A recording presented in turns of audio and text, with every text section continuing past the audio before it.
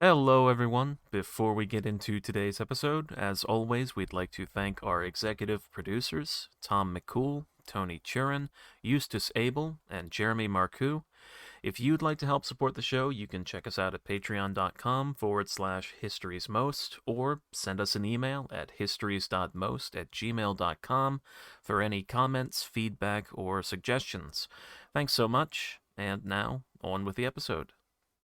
Imagine you are in government facing the worst crisis your nation has ever known, a worldwide depression, spiraling unemployment, and a currency panic all combining in a perfect storm. On top of that, you have no room to maneuver. You're a minority government, therefore you must seek the approval of the opposition parties to pass legislation. In order to secure the loans you desperately need, you know the government's creditors must be satisfied. Confidence must be restored. All the advice you receive is to balance the books. The greatest expense is unemployment benefit, but would cutting that not hurt the neediest? You are repeatedly told it is a matter of hours rather than days before a total collapse. Now ask yourself, in this context, with everything seemingly at stake, would you be willing to make the most painful of decisions for the nation's good? Or would you rather leave office and let others have the odium of doing the terrible task? That was the central question of one of history's most controversial crises.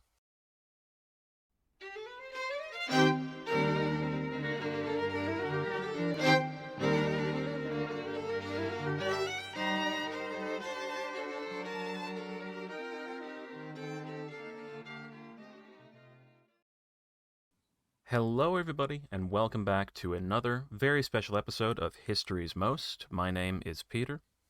And I'm Alex, and it's my pleasure today to say that we are joined by Stuart Ball, Emeritus Professor of Modern British History at the University of Leicester, and an expert on the political history of the interwar period in Britain, and especially of the Conservative Party.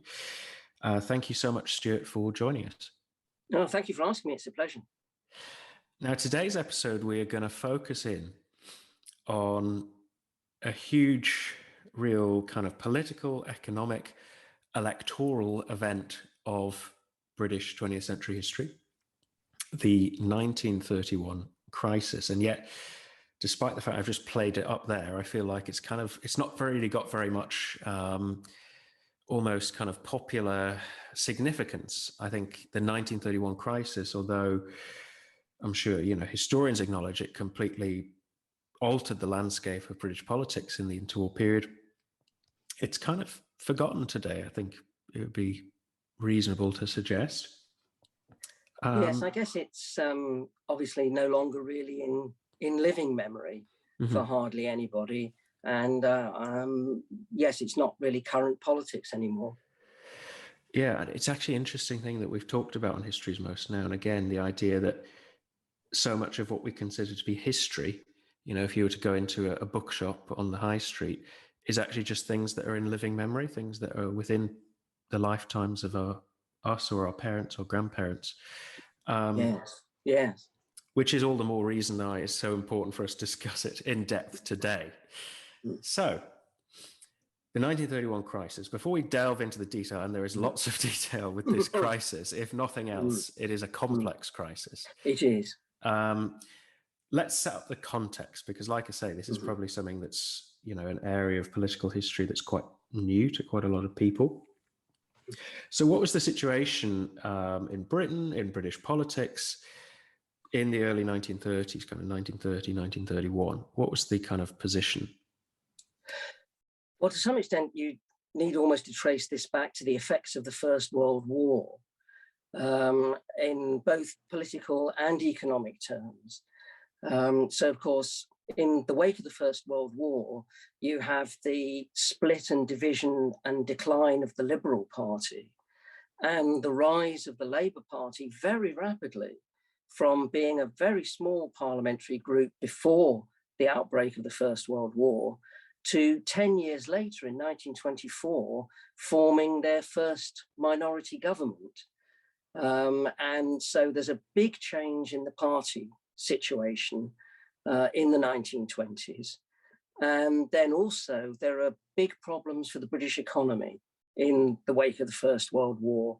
After a very brief, immediate post-war boom from 1920 onwards, there's a steady, sort of steady state, mild depression going on through the whole of the 1920s, particularly affecting the old staple industries, coal mining, where industrial relations are particularly bad. That leads to the general strike in 1926. Iron and steel are in a lot of difficulties, textiles, shipbuilding as well. So you have quite a high level of unemployment through the 1920s. Economists at the time actually coined a phrase, the intractable million, to describe the fact that despite various efforts that governments made, it didn't seem to be possible to get the unemployment level to change from much around about 1 million. So that was the context in Britain, even before you have the Wall Street crash in America in 1929 and the onset of the World Depression, which of course just adds on top of those problems, multiplies those problems, and makes them become very serious. By the time you get to the second half of 1930, you get to 1931. So, for example, when a general election takes place in June 1929, which Baldwin's Conservative government loses, and the Labour Party takes office for the second time under Ramsay MacDonald as Prime Minister. They're still a minority government, however. At that point, the level of unemployment was 1.2 million of the insured workforce. A year later, July 1930, it's reached 2.1 million. And by the time of the crisis that brings the second Labour government to an end and replaces it with this national government in August 1931, unemployment is at 2.8 million and heading straight for the 3 million mark. So that's the economic context. The political context is, of course, that this is a minority government. The election result in 1929, Labour won 287 seats. The Conservatives won 260. And the Liberal Party, which at this time was being led by Lloyd George, won 59 and held the balance. So as long as the Liberals didn't vote against the Labour government, it was secure in office. But if the Liberal Party as a whole, or even a sufficient section of the Liberal Party, were to vote with the Conservatives in a vote of confidence, then the government would fall. So its position was more secure than the first Labour government back in 1924, but it was still an insecure position. And that situation of it being a minority government, that parliamentary situation, is one of the three key factors that shapes the 1931 crisis.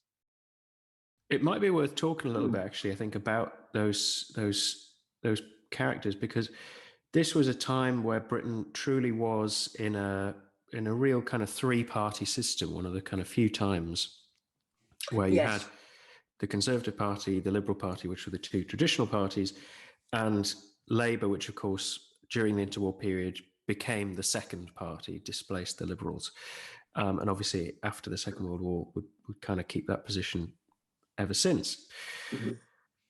It's kind of easy with hindsight to assume that that was going to be the way it was, the kind of two-party Labour and Conservative.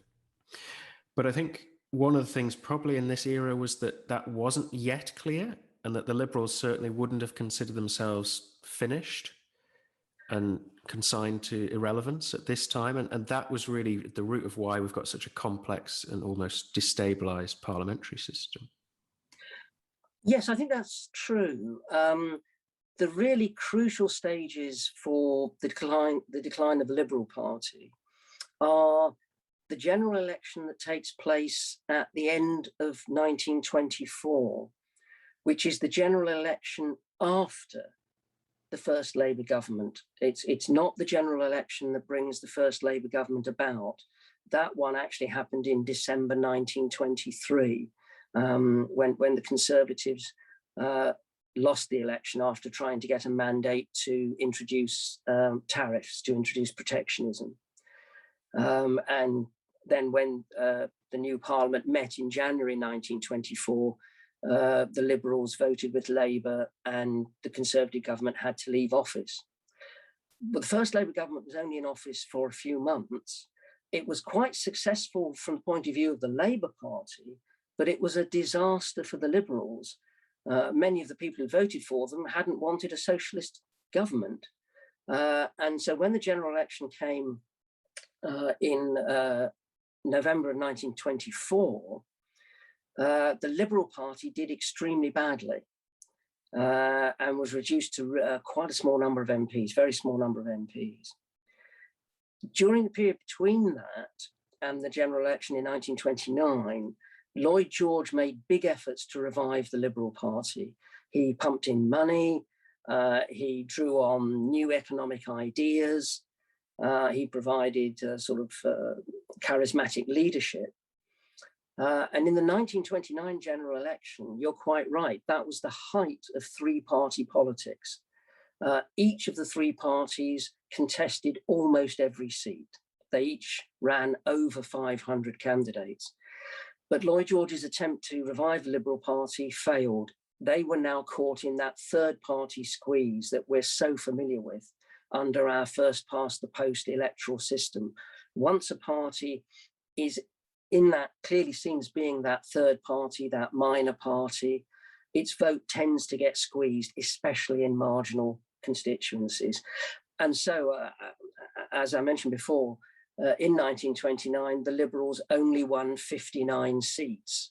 It was better than they'd done in 1924, but it really did actually signify that they were now going to be very definitely the third party, the small party. And is it worth, just for a moment as well, establishing our key kind of players here? Because we've got David Lloyd George, you've mentioned, the leader of the Liberal Party, and probably someone that I think probably people are quite familiar with as the wartime Prime Minister in the First World War and the Versailles, all of that. But with less of a, I would say, profile today would be the Conservative leader, Stanley Baldwin, and Labour's leader, Ramsay MacDonald. Could we just spend a moment then on them and their kind of characters? Because they are pretty central to the interwar British history. They are, really. And between the two of them, they actually pretty much dominate the interwar period. From May 1923 through to June of 1927, they alternate as Prime Minister through that period. And then in May 1937, Baldwin retires after the coronation of George VI and is succeeded by Neville Chamberlain, who is one of the other big figures through the 1920s and 30s and a key player in the 1931 crisis. So if we begin with Ramsay MacDonald, he was one of the founding figures of the Labour Party, right back to the original tiny independent Labour Party of the 1890s that was a key element in the formation of the Labour Party. He's one of its very first MPs elected in 1906 as a result of the pact that he himself negotiated with the Liberal Party 3 years earlier. And after a controversial period in the First World War because of his criticisms of British foreign policy leading up to the war, he comes back into Parliament and in the early 1920s and is elected leader of the Parliamentary Labour Party, which in this period means effectively leader of the Labour Party in 1922. So when Labour forms its first government in 1924, he's the person that the King sends for to be Prime Minister, and again in 1929. He's a very charismatic public speaker. He comes from Lossiemouth in the Scottish Highlands. He has a very people often commented on his sort of rich, mellifluous accent. He's a very handsome, striking figure, perhaps rather a vain person in some ways, although that does get a bit exaggerated in some accounts of him. A bit of a lonely figure by this time. His wife had died some years before. He never remarried. So living alone in number 10 Downing Street. His daughter acted as hostess when that was necessary on any public occasion. And very much feeling the strains and pressures of office. By the time we come to 1931, really feeling the burden of the world on his shoulders. Stanley Baldwin and also Neville Chamberlain and most of the other key leading Conservative figures in 1931 are all people who rose to prominence as a result of the overthrow of the Lloyd George coalition in 1922. And of course, one of the ironies of this situation is that it's the politicians who overthrew a coalition in 1922 and were vehemently anti-coalitionist and who actually didn't want a coalition in 1931 end up, by the pressure of events, getting forced into making one that they believe is going to be temporary and ends up governing Britain for almost a decade. Baldwin had been a cabinet minister at the end of the Lloyd George coalition, just in its last 18 months. And he was the most significant figure to oppose it continuing. And so when the Lloyd George government fell in 1922, and Andrew Bonar Law came back out of retirement to resume being Conservative Party leader and became Prime Minister, he appointed Baldwin, the most senior anti-coalitionist from the previous cabinet, to be Chancellor of the Exchequer. And then when only a few months later, Andrew Bonar Law's health finally collapsed completely, he had to resign as Prime Minister and indeed died only a few months later. Baldwin was the person chosen to succeed him. So Baldwin became Prime Minister in May 1923, but only a few months after that, in November 1923, he called a surprise general election to try and secure a mandate to introduce the Conservatives' favoured remedy for the economic crisis favouring the country, which was to move away from free trade, 19th century system of free trade, and towards a system of import duties, of protectionism. It was known in that period also as tariff reform. But there was still a lot of opposition to that, a lot of concern about its impact on the cost of living for the working class, cries of dear food and food taxes, and the Conservatives lost the election in December 1923, which, as I said, led to the first Labour government. But Baldwin survived the defeat, remained Conservative Party leader, and then in the 1924 general election, won a landslide victory. It's been called the forgotten landslide in British politics. The Conservatives won over 400 seats. Labour lost a few from 1923, but not very many, remained very clearly the second party. And as we said, the Liberals were the big losers. They lost about 150 seats. So you've got these two figures, and they're both, at the start of the 30s, they're both in a really tough position, actually. MacDonald in this unenviable position of having been elected on a bring down unemployment mandate, and then Yes. suddenly the Great Depression hits, and obviously unemployment is going to go up, and feeling the strain for sure. And Baldwin was facing a major challenge to his own leadership of the party in the early 30s, wasn't he? Yes, in the wake of the 1929 election defeat. What Baldwin did before the general election was repeat the pledge that he'd made in 1924 so successfully that there would be no introduction of protectionism in the next parliament if the Conservatives won. Now, that had worked very well in 1924, big election victory, sort of taken that threat about food taxes off the table. But by 1929, there was building pressure in the Conservative Party to move towards some form of protectionism, at least for manufacturing industry, if not for agriculture. And agriculture in Britain was very severely depressed for most of the interwar period, especially in the 1920s, very severe agricultural depression. And so there was a lot of pressure in the Conservative Party to change the party's platform for the 1929 general election and get a mandate to introduce at least protection for import of manufactured goods. And Baldwin ruled this out.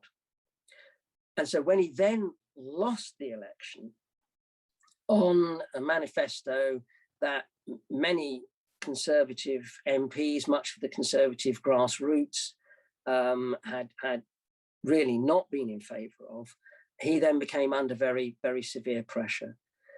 And that pressure was then compounded by the owners of the biggest circulation popular Conservative newspapers, Lord Rothermere, who owned the Daily Mail, and actually at that time the Daily Mirror as well, and quite a number of other titles, and Lord Beaverbrook, who owned the Daily Express and the Evening Standard in London. They mounted a campaign to try and force Baldwin to take up a full-scale protectionist economic policy, applying to everything, applying to food imports, protection for agriculture, as well as protection for industry.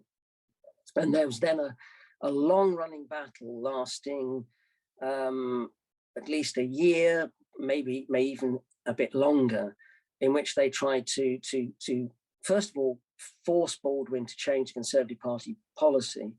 And then when he proved reluctant to do so, to actually get him out of the leadership, to bring about an end of his leadership. And they came quite close to achieving it, So it's quite a grim outlook by the start of the 30s in terms of long-term economic problems in Britain. Obviously, then the onset of the World Depression, an uncertain political parliamentary situation, two quite embattled leaders in Baldwin and MacDonald, who, do you think it would be fair to say could be described as centrists within their parties? Yes, I think that's actually a very good description of both of their positions. Certainly, definitely for Ramsay MacDonald in the Labour Party. He's coming under criticism from the left wing of the Labour Party and from some trade union leaders as well. In the case of Baldwin, some Conservatives see him as almost pink, almost quasi-socialist. Some on the right wing of the Conservative Party, who are known as the diehards in this period. They're unhappy with him on a number of areas. One of those is his reluctance to take up the full-scale, what was called the whole hog tariff policy. The other is his bipartisan support of the Labour government's policy of devolving government in India, involving more native Indian figures in the British government in India. And that's the other really factor in the crisis in the Conservative Party in 1929 to 31, whilst they're in opposition. And so then we get in this pretty grim context to 1931, and it's well, is it an economic? I've seen it described as both a political and economic crisis. It is obviously both. It's difficult to say which one starts first, but let's go with the economic side first. So in 1931, obviously Britain, we've already mentioned, is spiraling unemployment and obviously a contracting economy amongst the world depression. I think I'm right in saying it's quite controversial in terms of how bad Britain's economic position actually was in 1931, how bad the Labour minority government had done since 1929. I think, the traditional analysis had been that, I think Robert Skiddersley was writing in the 1960s, I think I'm right in saying, that it was absolutely disastrous, and because of the later ideas of Keynesianism, they were just doing nothing and letting the crisis escalate and get worse and worse.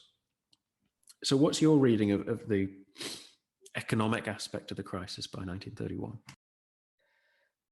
You're right. That's the classic view that dominated really from the end of the Second World War through to certainly the later 1970s or beyond, that both the second Labour government in this period, and of course the same criticisms are applied to the national government after 1931, that they haven't got any ideas, that they're just drifting, and that there were alternatives to hand that could have been used and would have worked. The view on that has changed very significantly since the 1970s.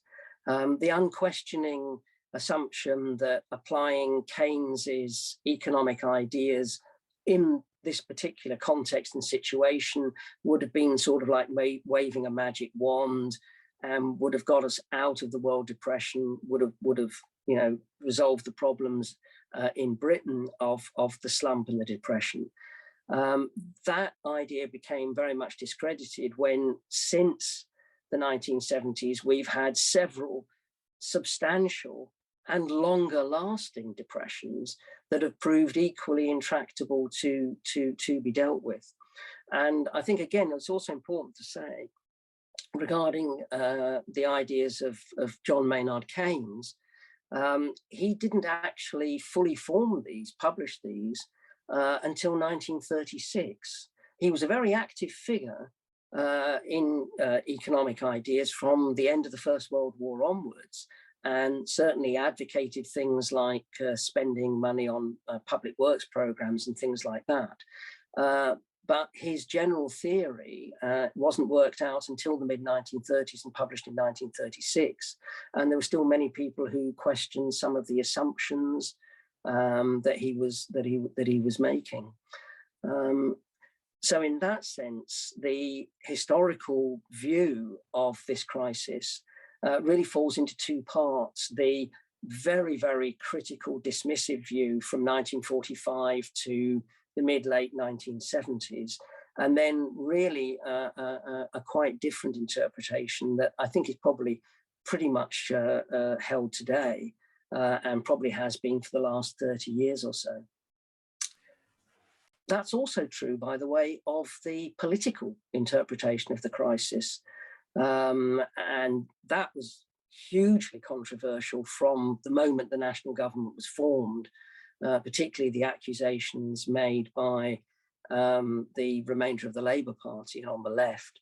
And those held sway also very much through to the 1980s.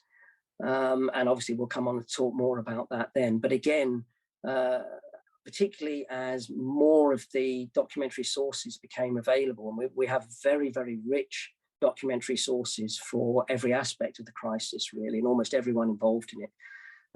As these become more available by the 1970s, 1980s, the historical view has very much changed. And I think really for the last 30 years, again, there's been a much less negative consensus. Yeah, one of the things that's always struck me is that you can hardly expect unemployment to have gone down between 1929 and kind of the early 30s. It's only going to go one way if the world economy Yes. collapses, no matter what you do. Yeah. And you only have to look at, you know, the New Deal in America, which obviously had a lot of fanfare at the time, but actually the problem of unemployment never really went away in the 30s in America. And even, you could argue, Nazi Germany, which obviously similarly is touted as massive public spending, unemployment didn't really go away until rearmament and conscription was introduced. No, I think it's true. I think it's true to say that the depression in Britain in the 1930s, I mean, it was difficult and very difficult times for particularly those people who were unemployed, but it wasn't as severe as certainly as in the United States or in Germany. And there was also more of a safety net in the kind of welfare system that Britain actually already had in this period, even before its much further development after 1945. Yeah, actually, that is a really important point to mention, is that you don't see the radicalisation that, for example, you see in Germany in the early 30s, because the material suffering is actually considerably less. So let's get into the detail. I said at the start, this is a really complex crisis, and we've kind of done a lot of setting up, I think, and hopefully bridged our listeners as easily as possible into this, because it is complex. And actually, one of the wonderful things about this crisis is how much source material there is, you know, from the cabinet minutes to, you know, MacDonald's diary. You can really get into the nitty-gritty of the day by day with this crisis. A very distinct opposite to our series on 4th century Britain, or 5th century Britain. We've just been talking about the 4th and 5th century. The historian's problem for this period is you are absolutely snowed under with contemporary primary sources. It's wonderful, but it does make for a huge workload sometimes. Yeah, there's that old adage, there's only so much you can read, and it's still going. So let's start then with the economic aspect that we've kind of trailed there. Britain in 1931 finds itself with a budget deficit because of spiralling costs, particularly associated with paying more and more unemployment benefit. On the other hand, of course, you've got collapsing tax revenue because of the Great Depression. And it becomes clear that there is the need for what at the time they would have called economies. Probably today we'd more call it like austerity or cuts.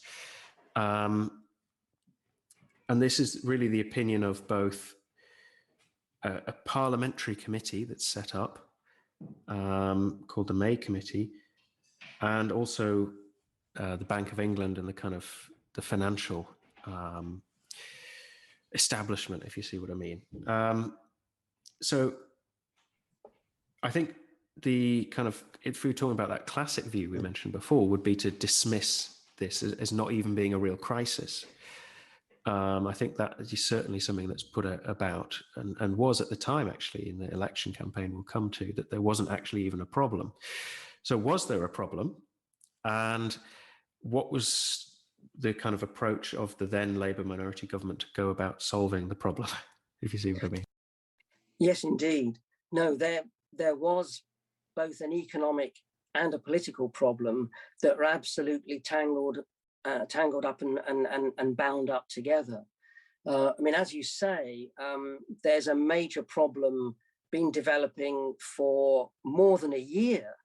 By the time we come to July 1931, there's been a major problem developing for more than a year about financing the unemployment benefit, and the original kind of basis of national insurance, which of course was that the money that people in work paid in their weekly contributions would provide the money, it's an insurance scheme to provide the benefits when people are out of work. Well, as you say, what happens with the Depression here, on top of that long 1 million unemployed through the 1920s, is the unemployment insurance fund is basically bankrupt. There isn't enough money coming in, And of course, it's having to pay a lot more. So it's having to be propped up continually with grants from revenue, grants from the Treasury, grants from the Exchequer. And this is resulting in the budget deficit that you mentioned. And this is getting wider and wider. The Chancellor of the Exchequer in the Labour government is another of our key figures in this crisis. This is Philip Snowden. He's one of the other founding figures of the Labour Party from the 1890s onwards. And he is a rigid, free trade, orthodox financier in view of the economy, absolutely opposed to any move towards tariffs, even just for revenue raising purposes, even just a revenue tariff to try and get the government out of this budget deficit. But the situation we're getting to by the summer of 1931 is the government's really running out of options. Income tax has been raised, and there's a general consensus,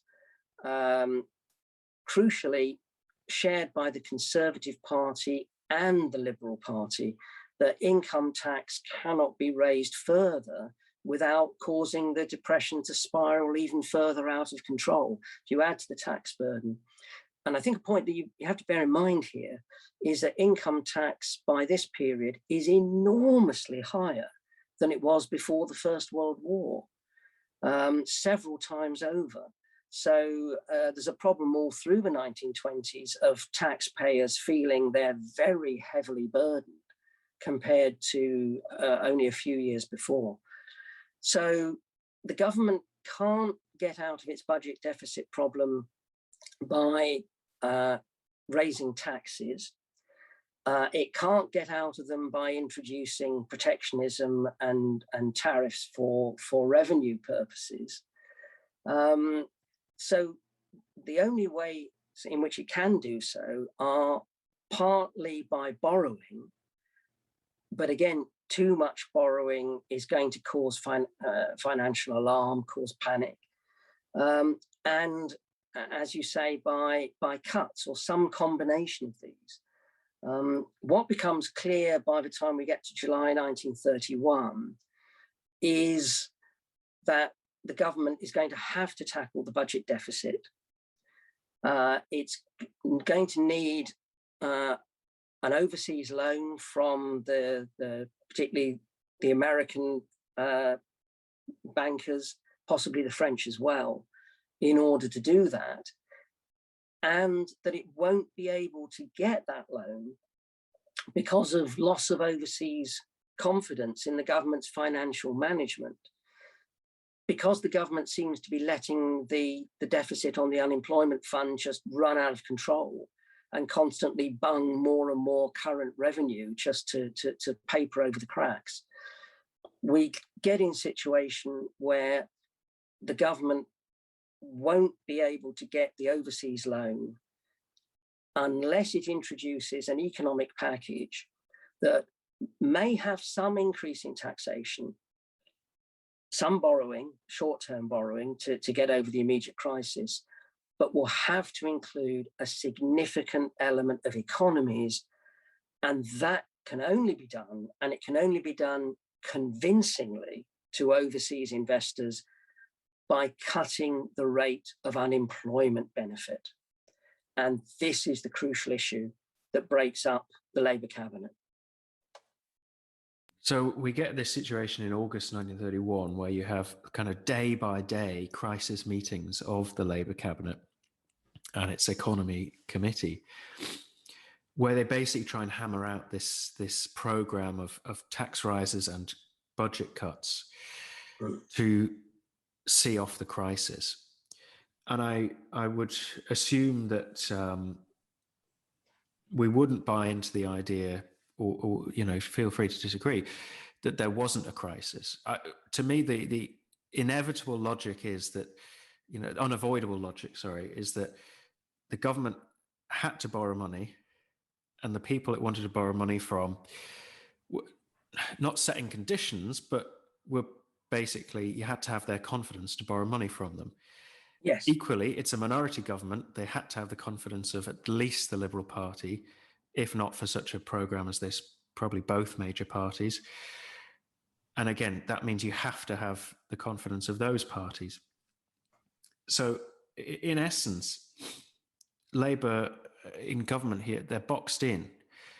They have to go through this programme of cuts. It has to include some sort of reduction in unemployment benefit, or else you won't get a vote. You won't be able to pass it through Parliament, and you won't be able to get the money from abroad. Would you agree with that reading? Yes, I think I would. There are some, what comes together in July and August 1931 is a combination of those longer term factors that we talked about right back at the beginning, both structural problems in the British economy, right from the 1920s onwards, the impact of the World Depression, and it's the combination of those with some immediate causes. Particularly, there's a banking crisis in Europe involving Austrian and German banks. And the Bank of England, in order to try and keep stability and avoid what could have been a very catastrophic domino effect of collapsing banks in Central Europe, overextends itself in loans that it gives to the main banks in Austria and Germany.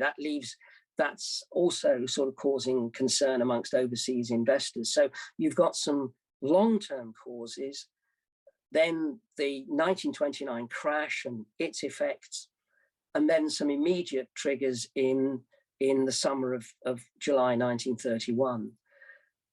And then what happens next? There are three crucial factors that shape the outcome of this crisis, that take us from the end of July 1931 to the end of August 1931, when this national government has been formed. And they are, first of all, that background factor we've already mentioned about the parliamentary situation, Labour being a minority government, the Liberals holding the balance. The other two key factors then cut in at this point, in early August 1931. They're the speed and scale of the run on the pound. The pound has been back on the gold standard since 1925. And as a result of this loss of confidence, overseas investors whose money has been in London and invested in sterling begin to panic, and the panic increases very, very quickly. And it's the speed and scale of the withdrawals of gold, of the run on the pound, the sterling crisis that develops from the beginning of August 1931. That's the second factor. That requires immediate, drastic action. So that longer term problem about the budget deficit now becomes absolutely crucial. To prop up the pound, to save the pound, those overseas loans are absolutely essential.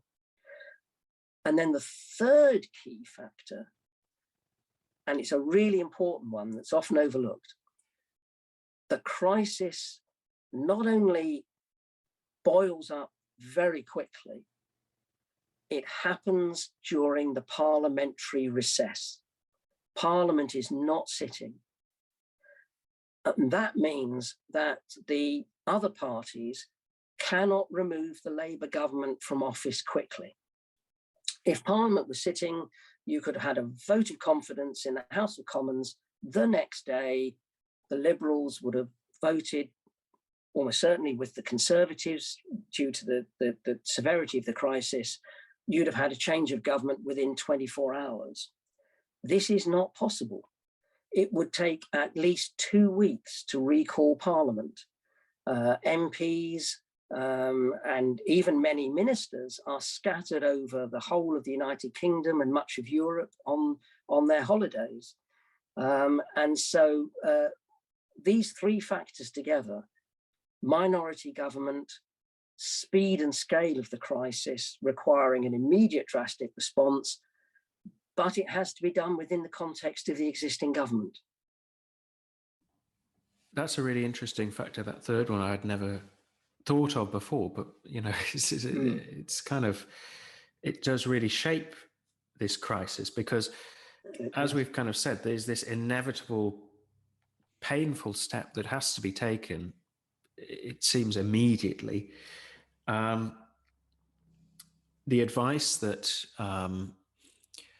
MacDonald receives about the pound, and he's not an economic expert, so he's relying on the advice of his Chancellor, who Snowden, many things, he was certainly very strong-willed, was very clear about the need for the cuts to save the pound, relying on the advice of economists, which included Keynes, although Keynes, I think David Marcoux in his biography of Ramsay MacDonald acknowledged, was quite ambiguous in August 1931. Yes. And didn't really provide a clear alternative to saving the pound with this austerity package. The problem comes, though, for the Labour Party when,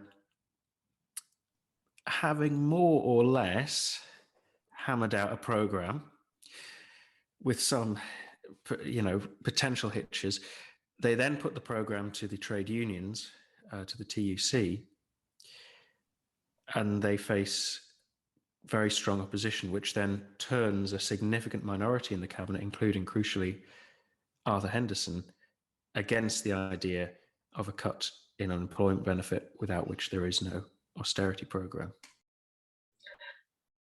Yes, that's more or less the case. I think, to be honest, the opposition of the TUC is important, but I think it could have been taken for granted even before it was expressed. It would be well known. And it comes in at a relatively later stage, during these crucial 10, 12 days or so in the middle of August 1931. I personally doubt, and I'm sure this view would be shared by many other historians, that the Labour government, the cabinet could have survived passing this package. I think there would have been too many cabinet ministers fundamentally opposed to it, and even more crucially, most Labour MPs would be opposed to it as well. So yes, it's a very difficult situation. So we can take a perhaps closer look at what actually happens during that period. Sure, yeah. So if the endpoint is the national government, a cross-party government, to enforce this programme, it's kind of worth, I think, stepping back and where's this programme come from to begin with? And then how does that develop, resulting in a cross-party government to try and put it into force? So it starts with, I believe, the May Committee. Yes, that's what really triggers the crisis off.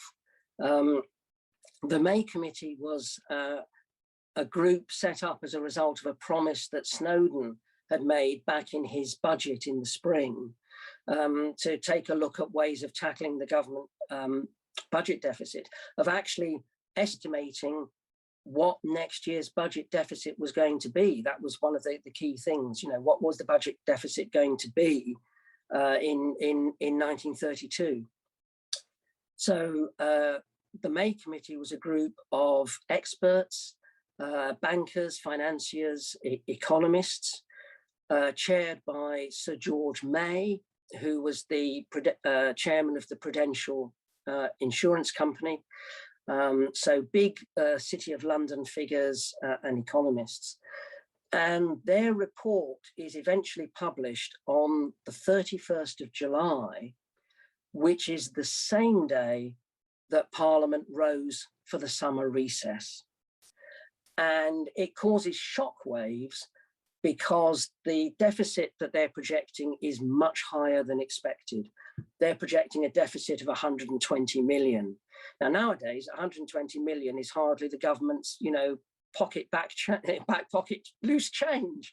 But in this period, that is a big amount in terms of the spending of the British government as a whole. So the May Committee projects a deficit of £120 million and suggests that this should be tackled by £24 million worth of tax rises and £96 million of cuts that would include a 20% cut in unemployment benefit. And then it's in the week to 10 days after this that the run on the pound, the run on gold, the sterling crisis starts.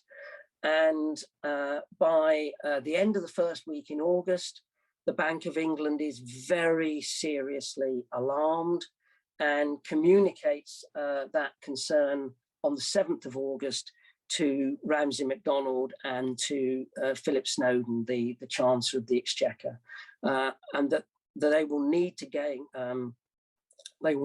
a loan on the overseas financial markets to stabilise the position.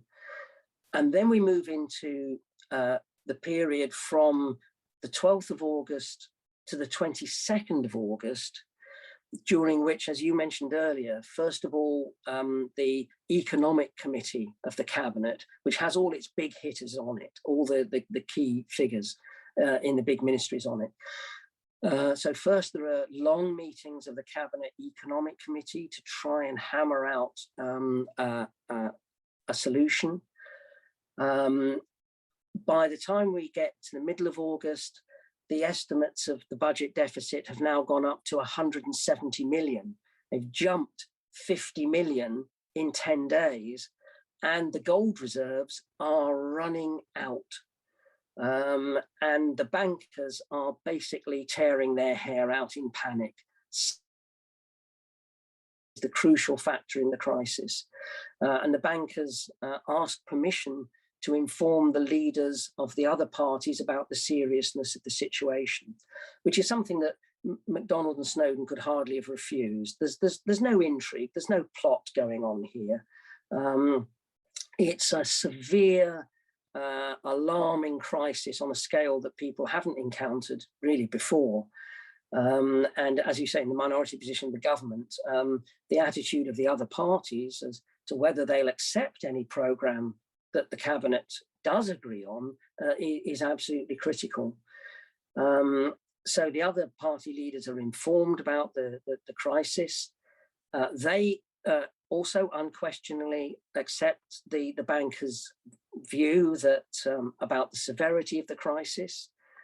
And there is a real panic atmosphere during this period. People talk about we're on the edge of a precipice and we'll be over it shortly.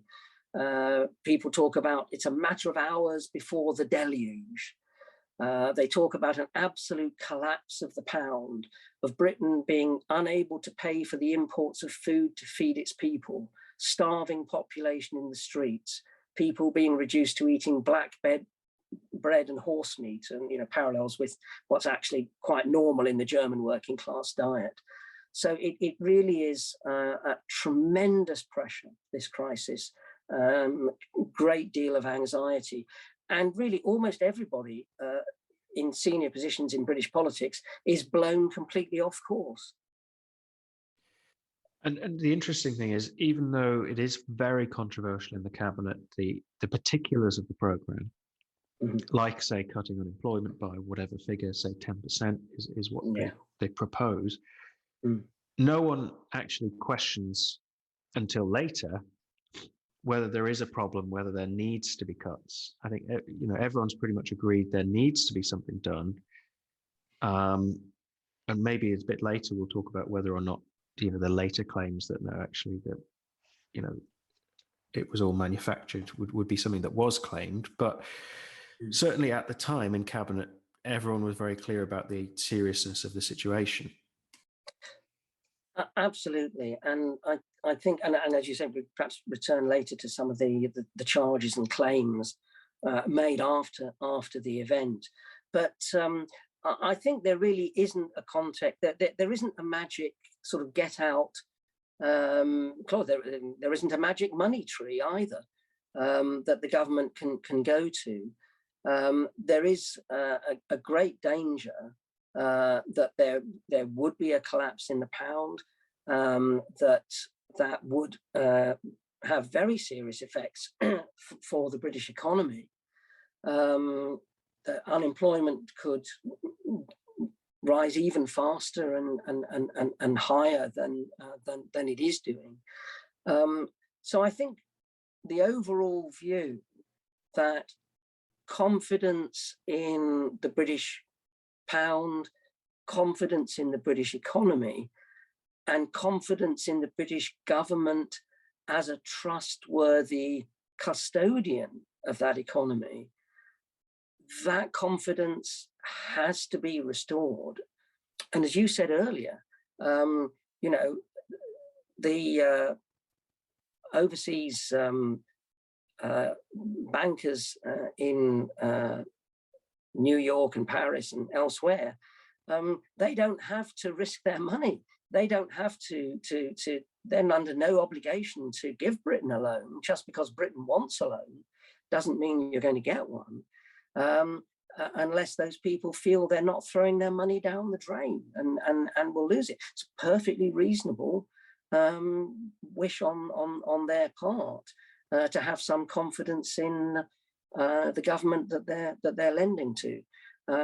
So I don't really think there is a way out for the government. So what we come down to is this wrangling about different figures. How much to come from tax increases? How much to come from cuts? What kind of cut in unemployment benefit is there going to be? Is there going to be none? Is it going to be 10%? Is it going to be more?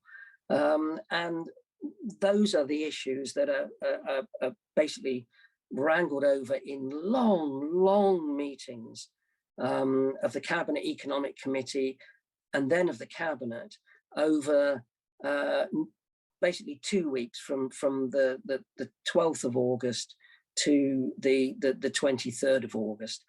And the Labour Cabinet cannot come to an agreement that they are sufficiently united upon that they could actually take to the House of Commons. And in many ways, I think, feel free to disagree with me. I think it essentially comes down to when the cabinet finally splits, 11 ministers vote for the programme of cuts, 9 against, or I think maybe it's a vote specifically on the 10% unemployment cut, I think, yeah.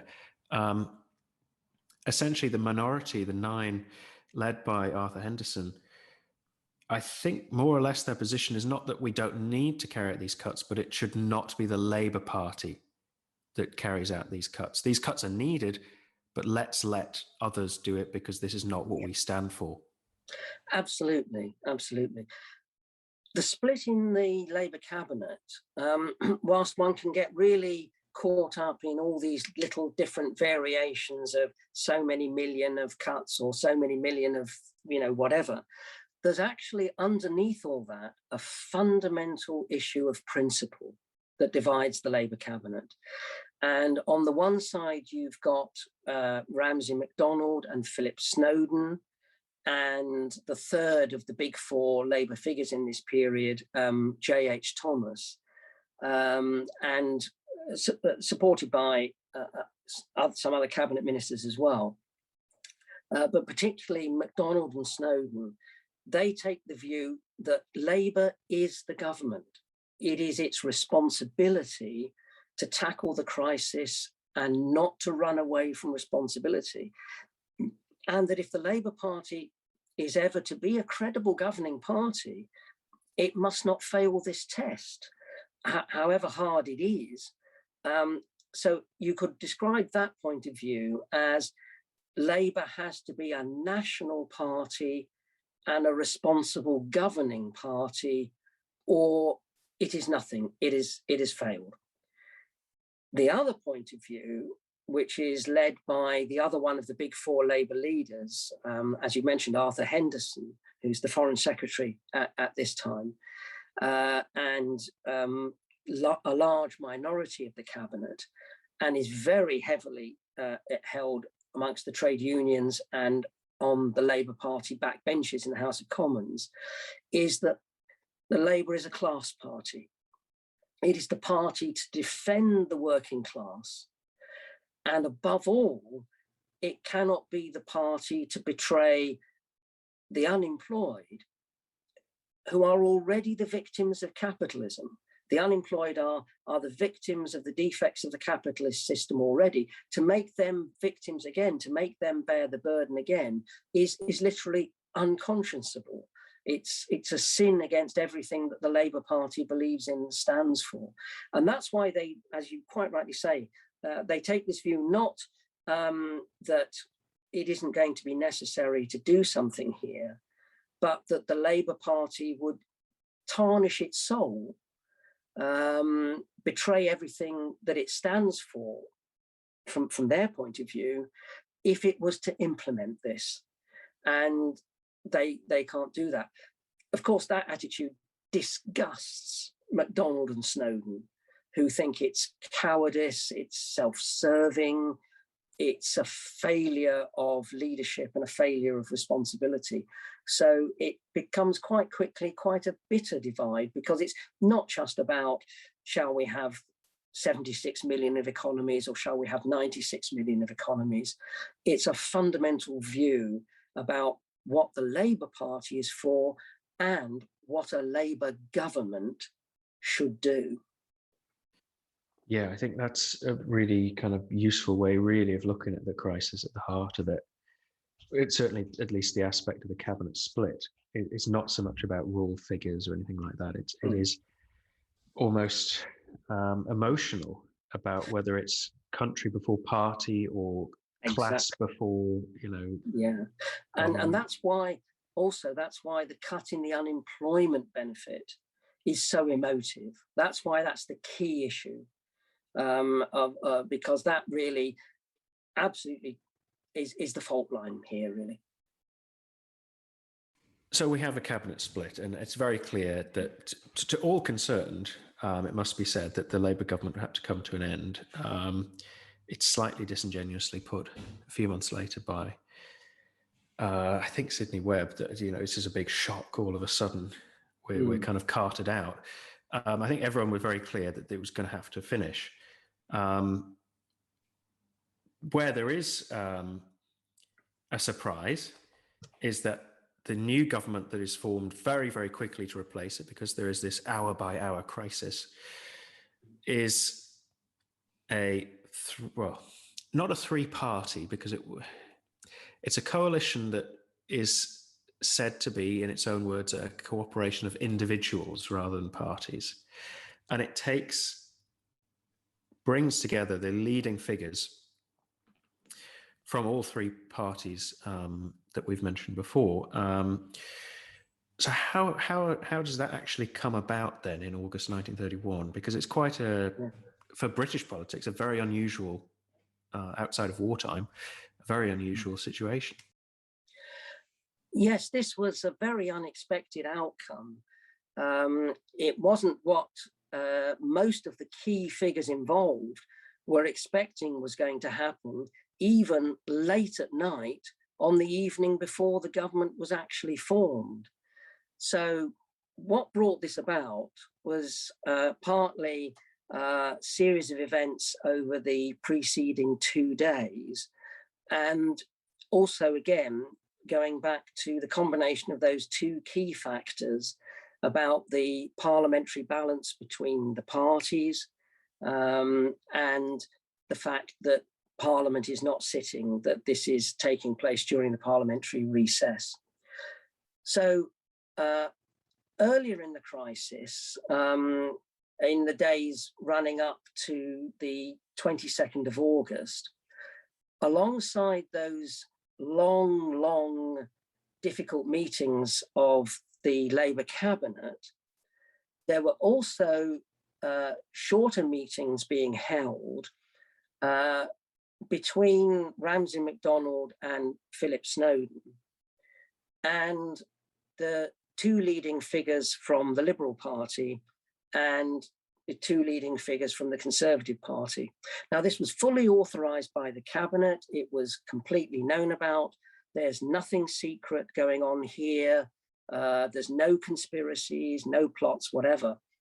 But as we've said, because of the parliamentary balance, and that any package of proposals that is brought forward, if it's going to pass the House of Commons, is going to have the support of certainly the Liberal Party and probably also almost certainly of the Conservative Party as well, given that most Labour MPs won't vote for it.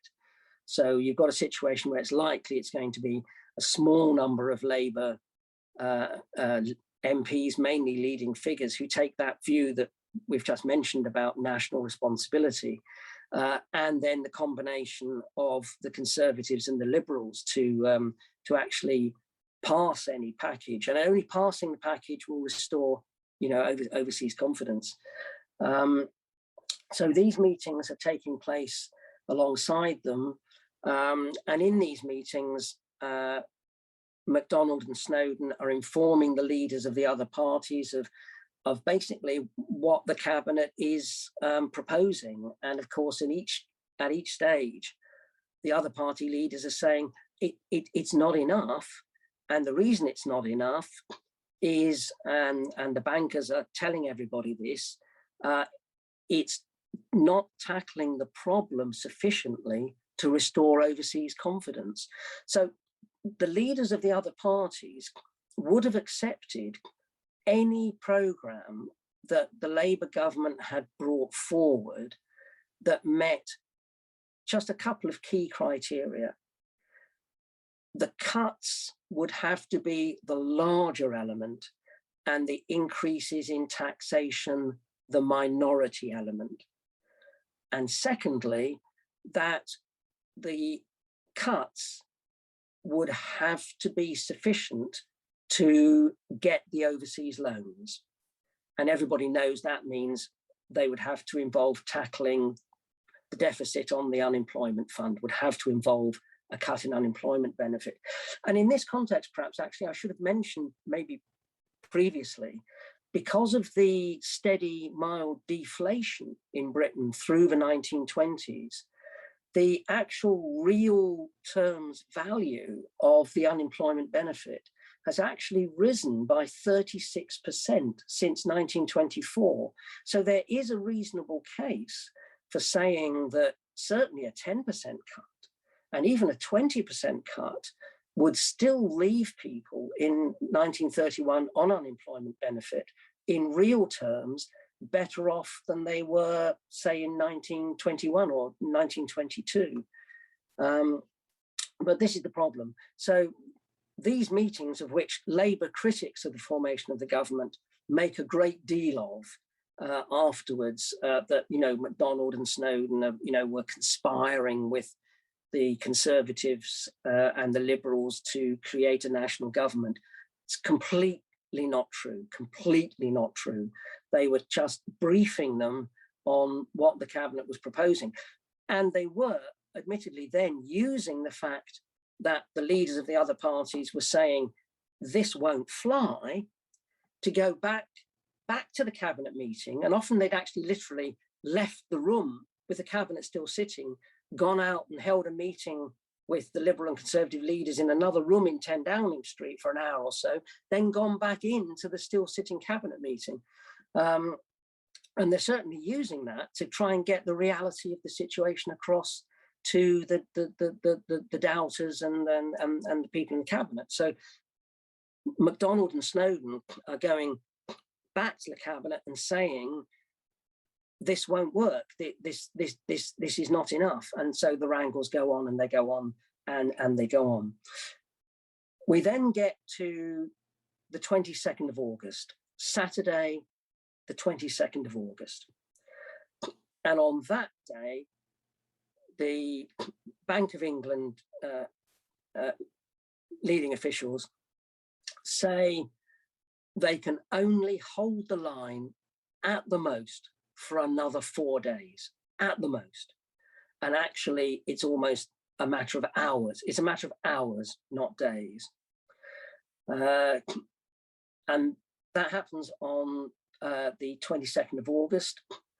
The cabinet meets for a long time. It doesn't actually get to any agreement on what to do. The next day is absolutely critical. there's a lot that happens on the next day. Sunday, the 23rd of August, and two people have arrived back in London who are absolutely critical to what happens in that day and the following day.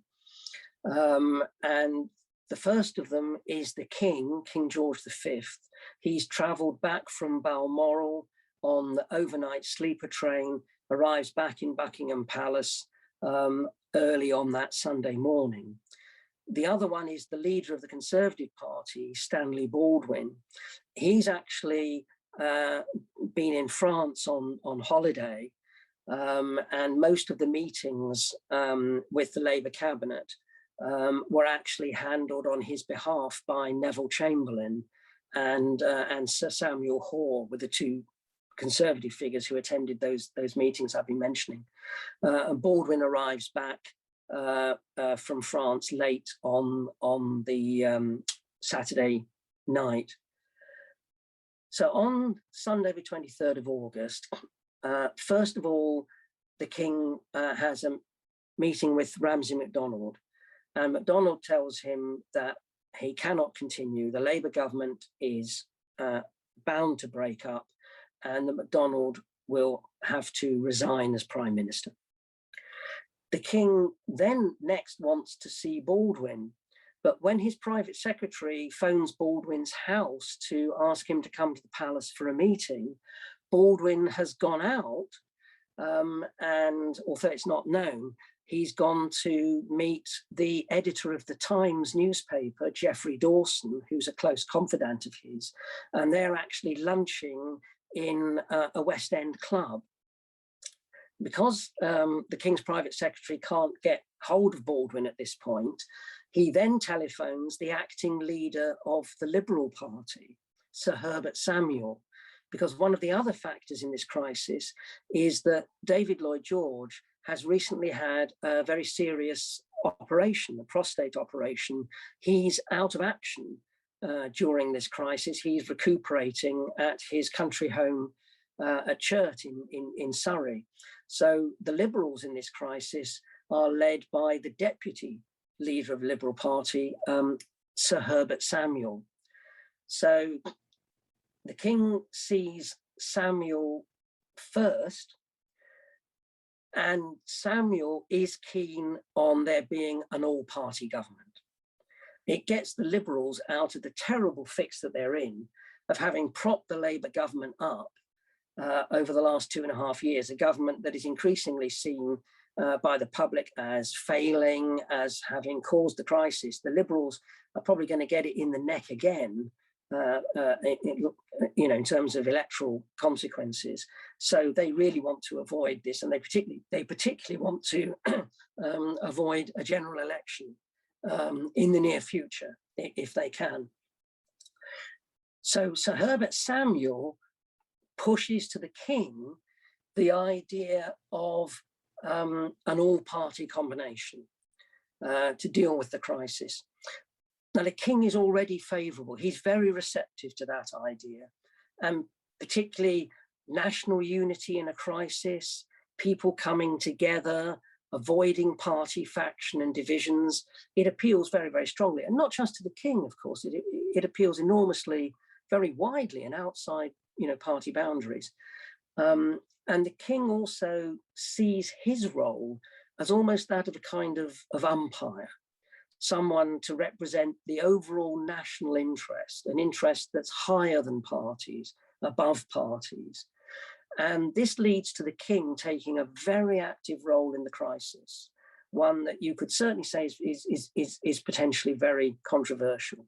And probably the King plays the largest part in bringing about a national government instead of what Baldwin is expecting, and most people are expecting, which is the Labour government to resign, Baldwin to be invited to become Prime Minister, and to form a temporary emergency government with Liberal support, not necessarily with Liberals in the cabinet, but if the Conservatives have to swallow that bitter pill, they'll do it, despite their anti-coalitionism and their hostility to the Liberals and how the Liberals have propped the Labour government up.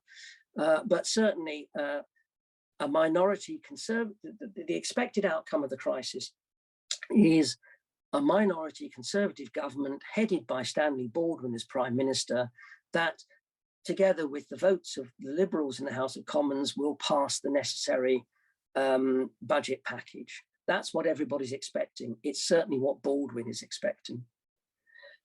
So after he's seen Samuel, the king is able to get Baldwin to come to the palace. He comes to Buckingham Palace at 3 o'clock in the afternoon. And before he can get a word out of his mouth, the king absolutely puts him on the spot and immediately asks him, would he be willing in the national interest for the sake of the nation to serve under MacDonald in a crisis ministry? What can he say? What can a Conservative Party leader possibly say to his king in that situation? Whatever he's actually thinking, what can he do? And of course, the pressure of the crisis is great on Baldwin as well, absolutely. And so Baldwin has to agree. He thinks it very unlikely that that's going to be the outcome, but he has to give a pledge that yes, you know, in this terrible crisis, if necessary to save the pound and save the nation, he would agree to serve under MacDonald, to set aside his claims for the premiership and serve under MacDonald. But he doesn't expect that to happen. And in discussions that he has with Neville Chamberlain that evening, it's clear he expects to form a government with Liberal support. Neville Chamberlain is favourable to the idea of spreading the burden wider. The Conservatives do fear that what the government, replacement government does is going to be unpopular. They know it's going to be attacked by most of the Labour Party and by the trade unions. And they really, really fear that implementing the cuts is going to make them unpopular. And you have to see this against the context that since the spring of 1931, the Conservatives are clearly on course for a major election victory. The by-elections show that very, very clearly. Then they actually, before Parliament rose for the summer recess, they'd actually done a deal with a substantial section of the Liberal Party, headed by Sir John Simon, that when Parliament met again in the autumn, they would vote with the Conservatives to throw the Labour government out. So they don't need a coalition, they don't need a national government. What they are afraid of is either losing the election victory, you know, defeat being snatched from the jaws of victory, if you like, or not being able to go to the country on their protectionist platform, which is now actually for the first time in the crisis is going to be popular. So that's the situation. That evening is the cabinet meeting that you referred to, the final cabinet meeting.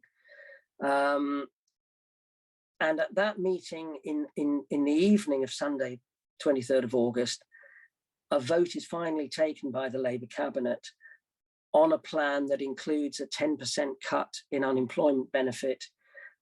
The plan is approved by 11 votes to 9. But what that means is the government cannot continue, with 9 cabinet ministers going to resign because they will not accept this package, including the benefit cut. The government cannot continue. So MacDonald goes back to the palace again, late in the evening, a little bit after 10 o'clock in the evening. He sees the king, tells him that it's all up, the cabinet is resigning, he will have to resign and go to the back benches. And the king, crucially, this is the second of the 3 crucial interventions the king makes. The first one was getting Baldwin to promise he'd serve under MacDonald if that eventuality should occur. The second one is at this meeting late on the evening, the king appeals to MacDonald to continue. to remain in office. He says, and this is a quote from the account of the meeting, that MacDonald is the only man to lead the country in these circumstances. And he points to, which is a genuinely important factor, MacDonald has a great overseas reputation, huge overseas reputation, and that is important, and that will be a major asset to the government. So he appeals to MacDonald. He appeals to MacDonald's patriotism, to his sense of obligation, and indeed to his vanity to continue in office. But MacDonald still leaves that meeting with the king saying, no, he's going to have to resign. But what he does do is ask the king to call a meeting of the three party leaders for the next morning at Buckingham Palace and to preside over that meeting. So now we've got on to Monday, the 24th of August. At 10 o'clock, this meeting is held at Buckingham Palace. It's Ramsay MacDonald, Stanley Baldwin, and Sir Herbert Samuel for each of the three parties. And the king presides over the meeting. But the king doesn't just preside over the meeting. This is his third big intervention. He takes it over. At the beginning of the meeting, before anything else can be said or discussed, the king starts off by saying he trusts that there can be no question of MacDonald resigning. He rules it out. There can be no question of MacDonald resigning, that the other parties will support him. He actually told MacDonald that actually in the meeting, the late evening meeting the night before, that the Conservatives and Liberals have promised they would support him. And that in view of the urgency of the crisis, an agreement must be hammered out in that room, there and then between the three of them. They cannot leave that room without having come to an agreement and a solution to the crisis. And he basically harangues them for about half an hour on their duty to basically come together and resolve this, and then basically leaves them to it, in his words, to settle the details. And that's where the national government is formed. That's where it becomes not that minority Conservative government led by Baldwin, but this all-party national government with Ramsay MacDonald carrying on as Prime Minister. And in the meeting, they hammer out a public statement that's released immediately after it. It's a 6-point agreement. And most of the points in that agreement are there to protect the Conservative Party from what it fears is going to happen. So the key points: it's only a temporary cooperation of individuals. There is, quote, no question of any permanent coalition. That after the budget is balanced, people will go back to their parties. The government will break up after the government is balanced, so there's no permanent coalition. After the emergency is dealt with very quickly, it's assumed, the government will cease to exist, people will go back to their parties, and then there will be a general election, and parties free to fight on their existing manifestos.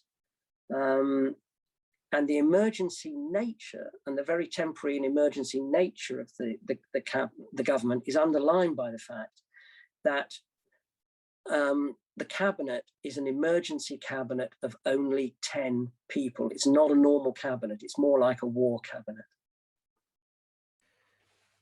Thank you, Stuart. And I think it's really worth getting into the depth and the nitty gritty of those crucial kind of 48 hours, because it kind of dispels a lot of the popular image, which I think to a certain extent survives to this day, of 1931, yes, of MacDonald somehow plotting this or deliberately betraying his party, which just doesn't fit with the actual historical record. No. I've got kind of two questions arise from that. I'll deal with them one at a time. You've talked about the crucial intervention of the king, and if you were looking for someone, to be pulling the strings in the background, it's not MacDonald really, it is the king. And I think I'm right in saying it's quite a controversial historical debate as to whether the king basically, does he overstep the mark here, constitutionally speaking, and go further than he really should be allowed to in clearly pushing all three leaders. Well, Samuel was in favour of this, but Baldwin and MacDonald probably wouldn't have gone for this on their own. So did the king overstep the mark? Well, you're quite right, Alex. I mean, it's a long-running and continuing debate amongst constitutional historians, and this event is often, of course, gone back to as the last really significant political intervention of the monarchy that we've had. I think the crux of the matter is the king cannot force anybody to do anything. He can appeal to them, he can urge things on them, but he can't make them do anything. And the factors that are really making them do this is the economic situation, most of all, of course, the sterling crisis, the crisis with the pound, and the overwhelming pressure of time. That's the crucible that is really, forming this. What is critical is the king probably is important in persuading MacDonald to be willing to remain in office, but he's maybe not, it's not too difficult a thing to push to, because what is the alternative for MacDonald? I mean, his credibility with the Labour Party is going to be largely destroyed anyway. What he's expecting to do is to go to the back benches, speak and vote in the House of Commons in favour of the whatever package is brought forward, which will, discredit him with the Labour movement, lead to huge amount, just as much criticism and opprobrium, probably as he gets by staying on in office. So it's really quite understandable. And there is a good case for, I think there is a very good case for saying that the government that is formed, which includes 4 figures from the Labour cabinet, including not only MacDonald, but also Philip Snowden, that stays on as Chancellor of the Exchequer, and there's continuity in those 2 offices. So this cabinet of 10, 4 Labour figures in it, including the Prime Minister and the Chancellor of the Exchequer. And then the leading figures of the Conservatives are there: Stanley Baldwin, Neville Chamberlain, 4 Conservatives, and two figures from the Liberal Party. That probably had a much easier task of restoring overseas confidence than a minority Conservative government led by Baldwin would have had. So in that sense, the king is probably right to encourage this outcome. But I think at the end of the day, he is just encouraging this and pushing people in a direction that they would very probably have had to travel. And the possible stumbling block would have been Baldwin if he had felt he couldn't go along with this. He's reluctant to do it. He's not keen on it. He would have preferred the other option. But as those options get closed off, he can see what certainly Neville Chamberlain and other people are urging on him, that the broader the shoulders of the emergency government, the more the blame and the public hostility will be spread. So going back to my point about the Conservatives being really afraid that, this emergency government, far from being popular, could actually be very unpopular they could end up losing the election they were going to win, involving Labour figures very prominently in what the government does. It's almost like an air raid shelter to hide behind. And then the logic that then follows from that is that if you're going to involve Labour figures, then they might as well be very prominently involved. And certainly MacDonald would not have been willing to continue other than as Prime Minister. He wouldn't have accepted office under Baldwin. Baldwin is willing to accept office under him. And equally Snowden as Chancellor of the Exchequer. So involving Labour figures, major Labour figures prominently in the government, is to the Conservatives' advantage, or at least it's protection for them. And if that means if that means MacDonald and Snowden continuing as Prime Minister and Chancellor of the Exchequer, then it becomes a price worth paying. The other question that sprang to mind, it's a little bit of a counterfactual, but maybe you could offer a comment on it. David Lloyd George, one of the great political figures of Britain in the first half of the 20th century, you know, quite a charismatic, certainly quite a, well, at that time, quite controversial, I would say, kind of Marmite politician, I think. If he had not been out of action, so to speak, and for several months through this crisis, you know, ill and unavailable, he supported the idea from afar of a national government. He would have been in the cabinet. Do you think that would have drastically changed things? I don't think it would, because at the point that the government is formed, it is genuinely expected that it will be a very brief affair. They do believe the points that they put in that agreement when they found it, when the government was formed, that it is just a temporary cooperation of individuals. It would certainly have been a much harder pill for Baldwin and Neville Chamberlain to have swallowed, to have cooperated with Lloyd George. They have long-standing antagonism to him, which in the case of Neville Chamberlain is a deeply personal antagonism as well. They think he's a corrupting force. They think he's a disruptive force. So they very much politically opposed to him. But no, they would have accepted it if they thought it was necessary. In fact, a few years later, in 1935, when the national government has a brief period of crisis and, I suppose one would say, loss of self-confidence, there is actually suggestions of possibly bringing Lloyd George into the cabinet. Then they're not taken very far, and Chamberlain is very strongly opposed. But it shows that it's not something that would have been impossible if circumstances required it. So yes, if Lloyd George had been the Liberal leader at this point, they would have, probably come to a very similar arrangement with him. All right. So after this kind of intense drama, we then get this government which is very much clear that it is a temporary emergency government that is just going to balance the budget, then will break up and have an election.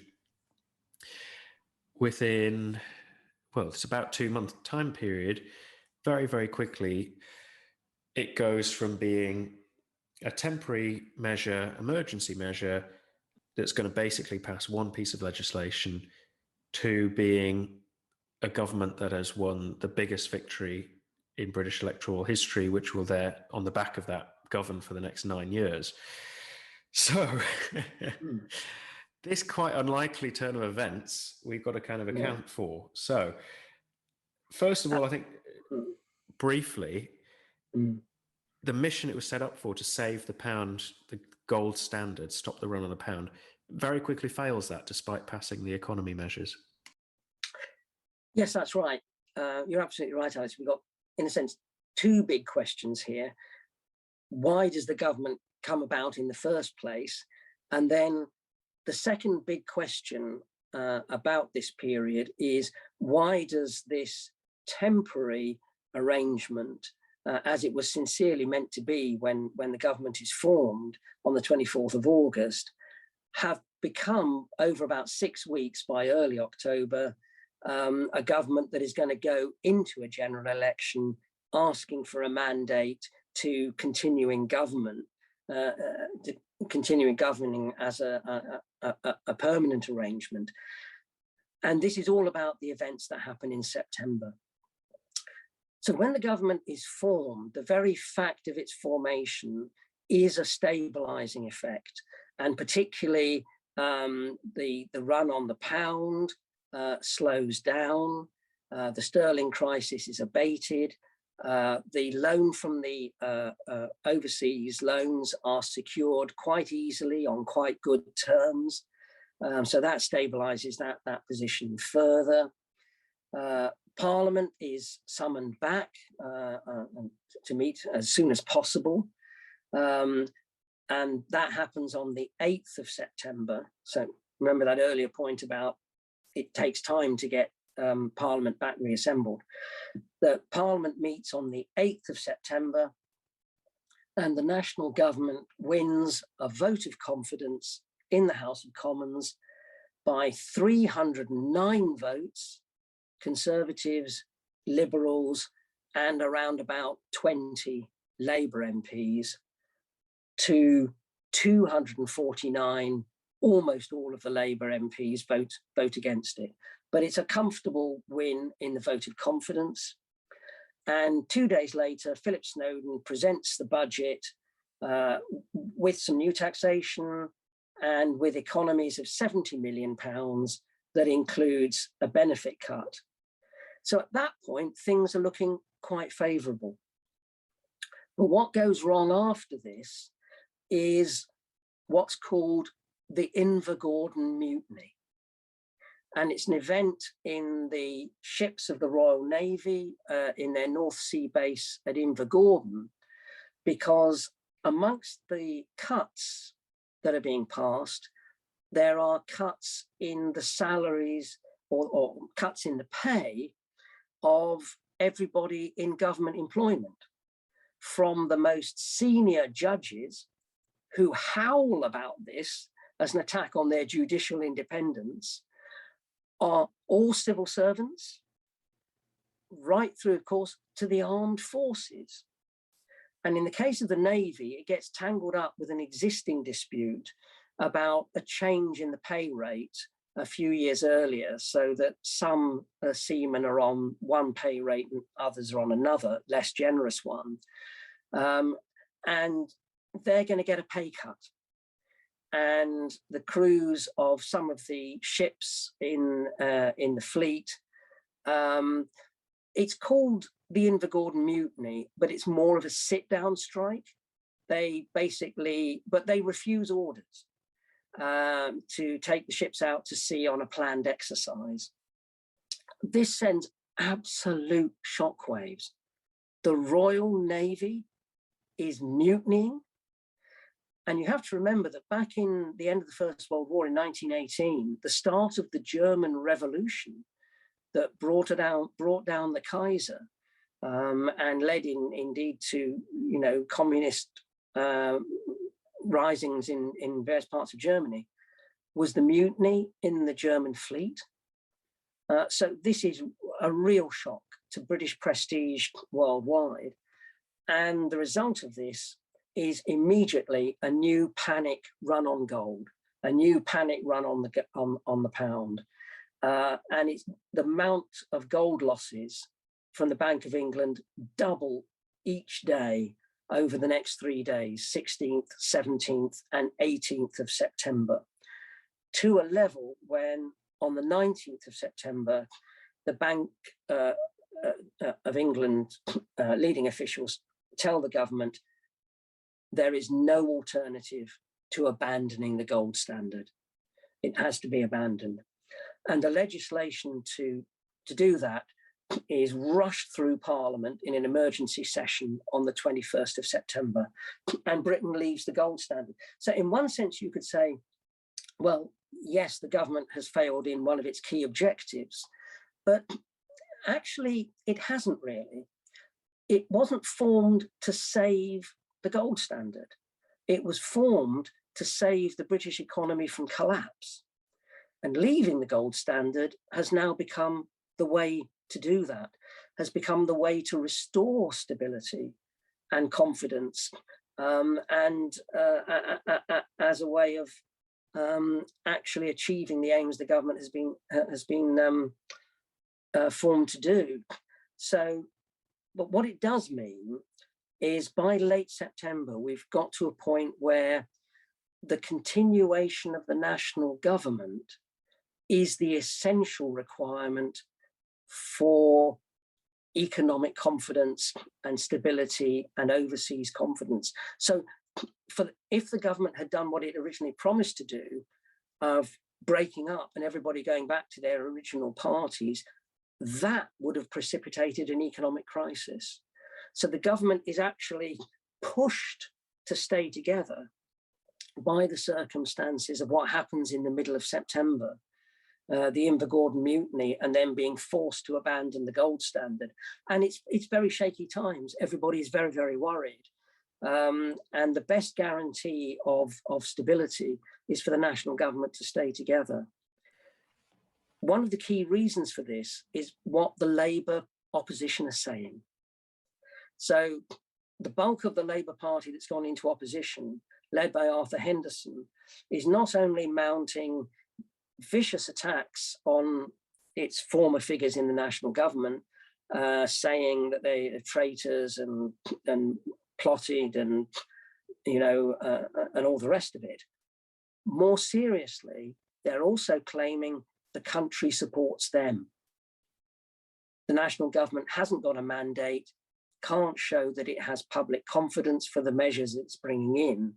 And the Labour Party in opposition, the claims that it's making, that the attacks it's making on the government and the claims that it's making that it actually has public backing, that is starting to worry, again, seriously worry overseas holders of sterling. So it becomes necessary, first, for the national government to stay together, and then second, to stay together in an election and show that its remedies, the things that it's done, have got popular support. They're not built on sand. They're not going to be washed away. They actually have a mandate. Now, one thing that is striking, I think, is that coming off gold and letting kind of the pound briefly float in September 1931, when there's a national government in place and the economies have already been passed through the Commons, is quite different to if gold had been abandoned in the chaos of August by the second Labour government. And I think there's a kind of false narrative has sprung up around, oh, well, Labour in office was deceived and they could easily just have come off gold in August and the whole thing could have been averted.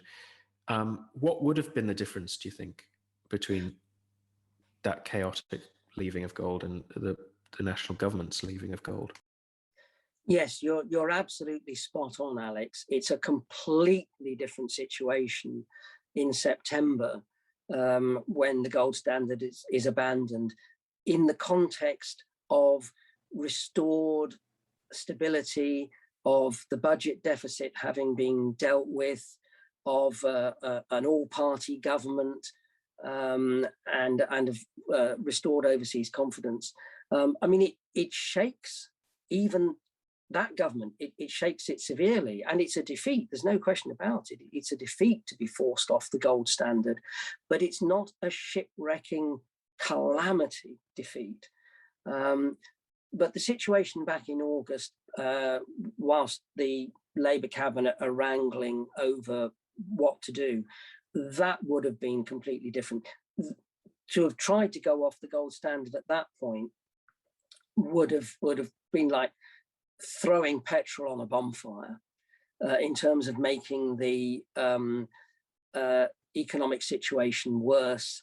It would have led to an absolute collapse of the pound, almost certainly, and on the part of overseas investors. It does tie into this very influential area that developed straight away after the crisis of what was called the term that was used at the time was that it was a banker's ramp. That was the phrase that Labour politicians who'd gone into opposition, former members of the Labour cabinet who'd resigned and gone into opposition, start making these accusations almost straight away, that it was a bank. What they mean by banker's ramp is that the bankers deliberately pressurized the Labour cabinet in order to bring down a socialist government, that this is a capitalist, anti-socialist, nefarious plot. There's no evidence for this. And a key point that I would make is that we know that the bankers, the leading officials from the Bank of England, the governor of the Bank of England, like Lloyd George, is actually out of action because of illness at this point. Montague Norman is unwell. It's the deputy governor of the Bank of England, Sir Ernest Harvey, and one of his colleagues who is holding the meetings with both the Labour cabinet and the leaders of the other parties. We know they are saying exactly the same panic-stricken message to the Conservative Party leaders and the Liberal Party leaders that they're telling MacDonald and Snowden. They're completely consistent. They can be criticised, perhaps, for over-panicking, but not for plotting or having some hidden agenda of trying to get a left-wing government out of office. There is no evidence to substantiate that at all. You could actually make a case that the victims of a banker's ramp in this crisis are the Conservative Party, who get shunted out of a government that ought to have been theirs and a premiership that ought to have been theirs, because the bankers completely panic them. That's an interesting angle. Yeah. So, as I think you mentioned a little while back, then the big push becomes, well, we've got to have an election. There was always going to be an election in a couple of months' time. That was always agreed by the national government. And the issue becomes, well, we can hardly break up the government while the pound is so vulnerable, because ultimately the root of all this is a confidence crisis, isn't it? That's why August is different to September, for example, because it's the confidence that the foreign investors would have in the government. And calling an election in a three-party fight is probably going to undermine confidence, because anything could happen and it's unpredictable. So the national government comes together and more or less, kicking or screaming in the case of the Liberals, agrees to fight an election. I think there's two things I want to ask you about this is, how is it that the Conservative Party comes to accept fighting and in some ways even kind of champion fighting under a MacDonald kind of ticket, because it very much kind of is is put across in that way. So suddenly the person they've opposed for the last decade, they are now campaigning under. And secondly, on the other side of the spectrum, you've got the Labour Party. Well, in a way, we can kind of deal with that programme afterwards. But let's focus first on the national government. I think that's a big enough question on its own. So how does that actually come about? How does it take shape, a national government election campaign?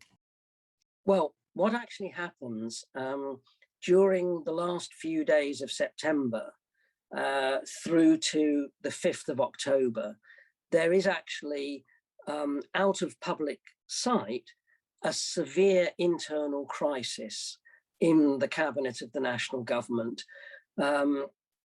Not so much about whether to have an election, but on what basis, on what programme to have that election. And this goes back to what is the major long-term issue that has divided the parties in British politics.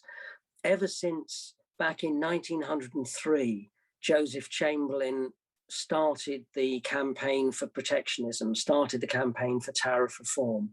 There's been a huge dividing line in British politics between the parties that support free trade, which is both the Liberals and the Labour Party, that to some extent have grown out of the Liberal Party, on the one hand, and the Conservatives, once by round about 1906, they have fairly well committed themselves to protectionism and wanting protectionism, and go on to lose 4 general elections on it, of course, 1906, 2 in 1910, and then again Baldwin in 1923. But now, finally, in the autumn of 1931, the Conservatives, for the first time, are in a position where their party is unitedly committed to a full-scale, complete introduction of protectionist duties, together with an imperial preference system to give concessions to the empire and bind the empire more closely together economically, which is a source of great idealism for many Conservatives. And that the public will not just not vote against it, they'll actually vote for it. And that's what's really critical, is the change in public opinion from the spring of 1931 onwards, to basically people losing their faith in free trade and turning to protectionism, and the Conservatives as the champions of that. So what the Conservative Party looks to its leaders to do is to ensure that any general election that takes place will not water down their ability to run on a platform of what's called the free hand, to introduce whatever tariffs are necessary and whatever tariffs can be negotiated with the dominions at an imperial conference after the election, but no going back to the electorate again, a mandate to introduce tariffs, negotiate with the dominions, and then introduce whatever comes out of that. So the Conservatives are absolutely fixated on getting that tariff victory. Now you come back to the National Government Cabinet of 10. Looks like the Conservatives have made a blunder.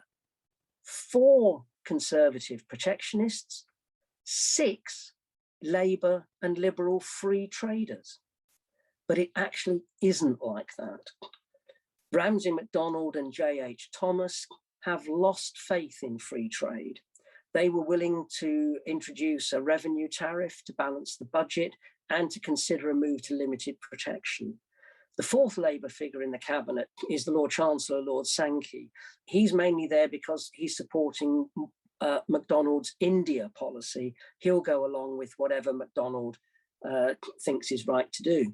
So out of the 4 Labour figures sitting around the cabinet table, only Philip Snowden is an ardent, absolute free trader. And then of the 2 Liberal figures, Sir Herbert Samuel is trying to preserve the Liberals' position on free trade.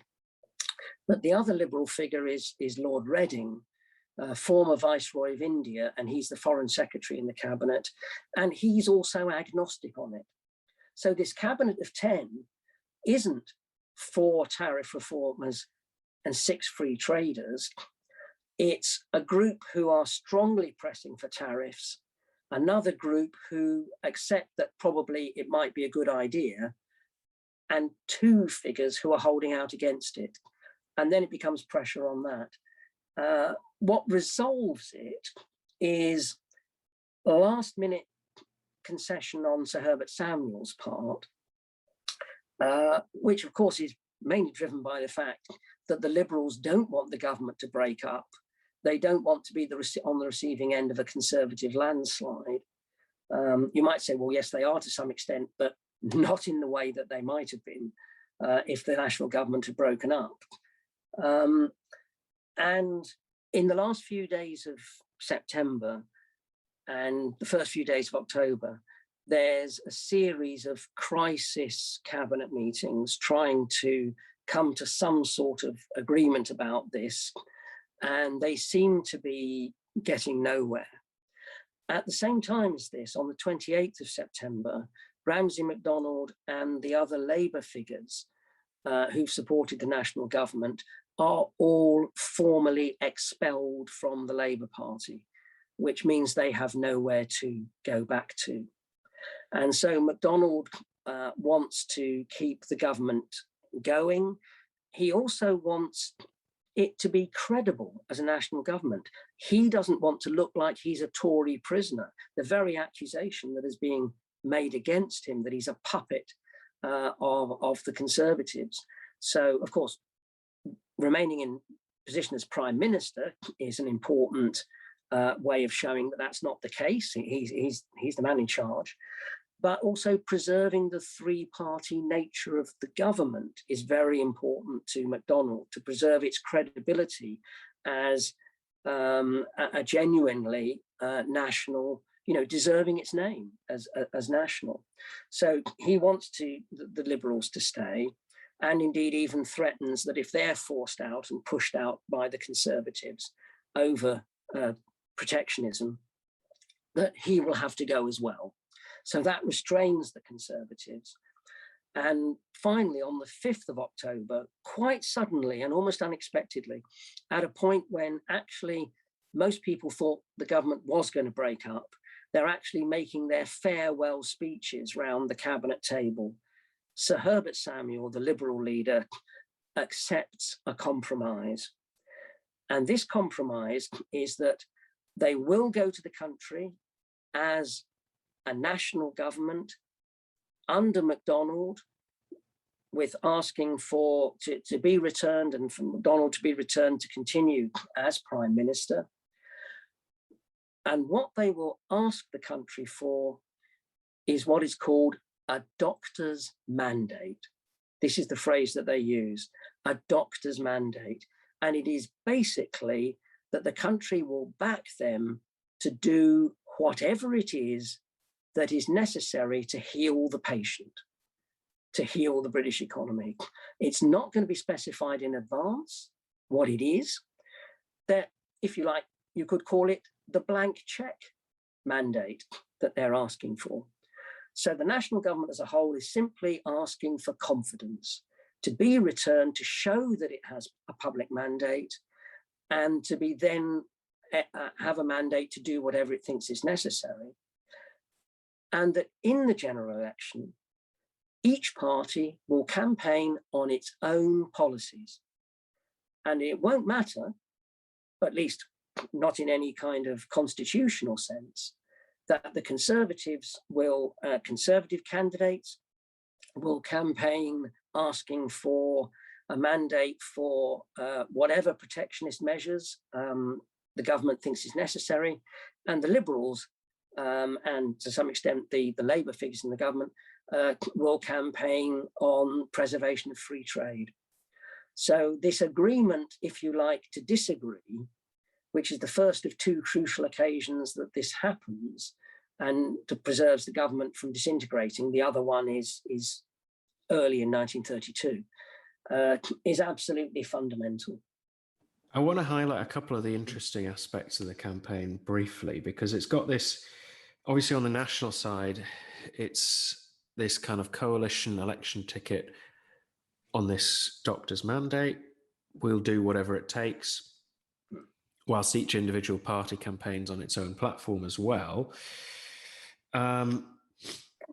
There's a couple of kind of almost comical, I kind of find it a little bit comic, because Lloyd George kind of splits away, almost throws his toys out of the pram a bit and splits away from the Liberal Party over the decision to call an election. And it becomes known that he would have supported tariffs if the government hadn't called an election, but is now going to oppose campaign vehemently against tariffs because there is an election campaign, which strange. And you have this big issue between, the ex-Labour ministers who left office in August 1931 and the remaining, primarily MacDonald, Snowden, and Thomas, who remained in office, went into the national government. And there's a huge controversy about who said what in cabinet, who agreed to how much cuts, which all in the end, probably the most famous kind of line or quote to come from it is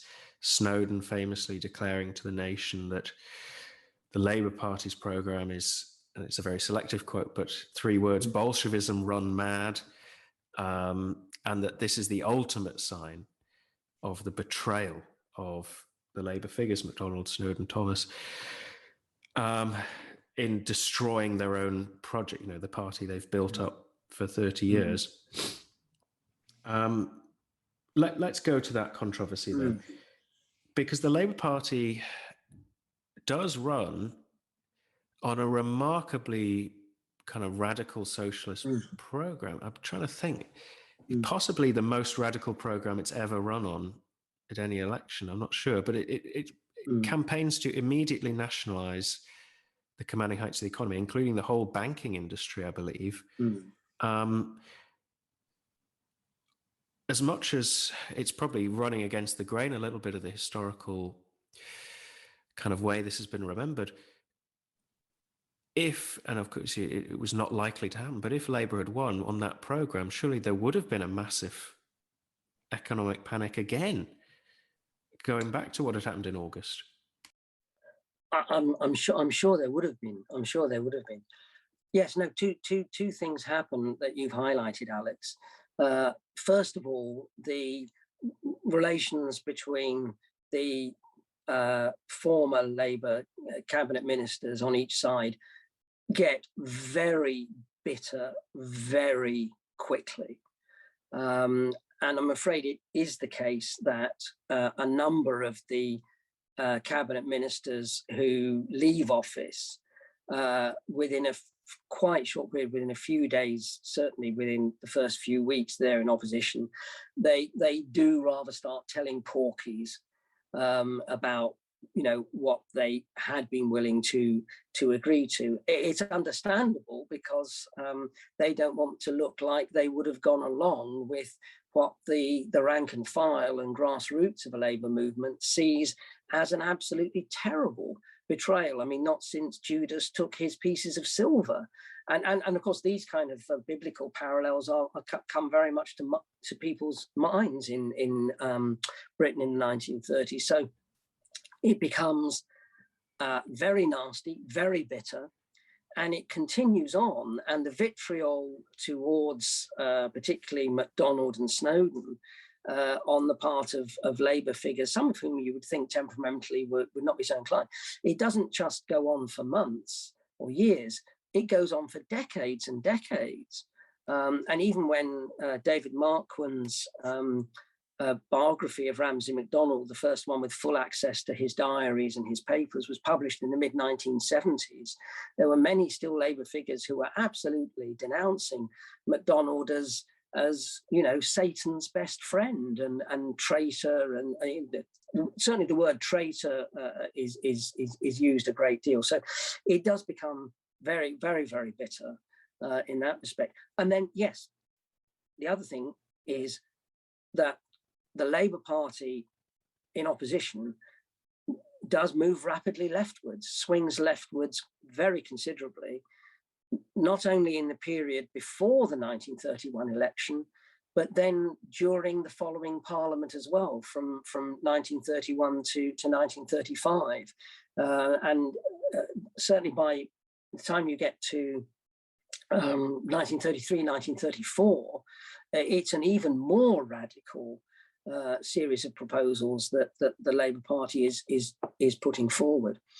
And one legacy of this, you're absolutely right as well on this, one immediate legacy of this, and the myth of the bankers' ramp and the myth of the bankers having acted as political agents and not properly in their proper role as advisors to the government, is that when there next is a Labour government, in 1945, one of the very first things it does, it nationalises the Bank of England. And that's an immediate, result from the crisis and from these accusations. It just strikes me as, I don't know, probably regular listeners won't be surprised, but someone who politically orientated myself, this is, on the left, it just seems the hypocrisy of Labour to campaign in 1931 to undo all the cuts. This is their election promise, to undo all the cuts from the men who had hammered out the programme of cuts 2 months before and who admitted the necessity of the cuts. It kind of just beyond belief that that's the actual programme they're running on. Well, I'll put in a plea for understanding on their behalf. I think that's what one I think needs to bear in mind, of course, is that they never, ever, ever wanted to be in a position of making cuts, even cuts not including the unemployment benefit. And indeed, at the end of the day, they were not willing to pass a package. So you have to say of them, well, many of the ministers who resigned, of course, were in that minority of 9 who would not vote for a cut in the unemployment benefit. They would very, very reluctantly swallow the bitter pill of other economies.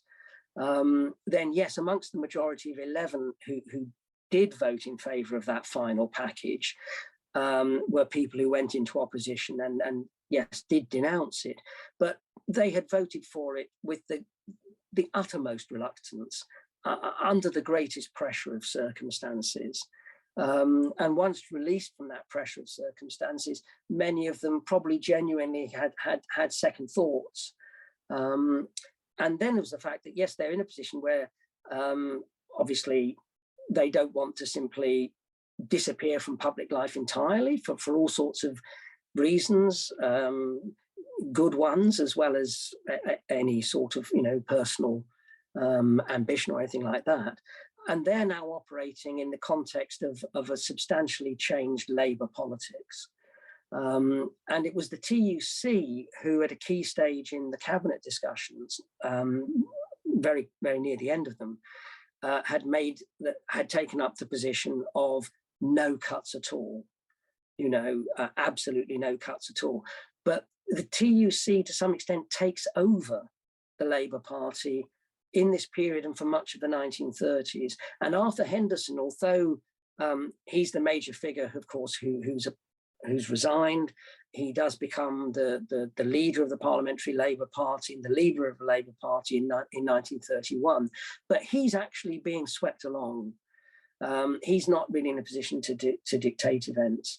So one can understand those Labour politicians who go into opposition have to work with the situation that they've got, the mood of the Labour Party that they've got, the programme that is there, and that the TUC draws up. So I think we can extend certainly quite a bit of understanding to a very difficult position that they're in. A very valiant defence. I guess you could say on both sides that it's circumstance that dictates in many ways, rather than maybe the old school great man kind of approach. They're all boxed in by the situation they're in. Yeah, very, very, very much really absolutely swept away on a tidal wave of it's Harold Macmillan who used to say the great problem of being Prime Minister is events, dear boy, events. And events don't come much bigger than these.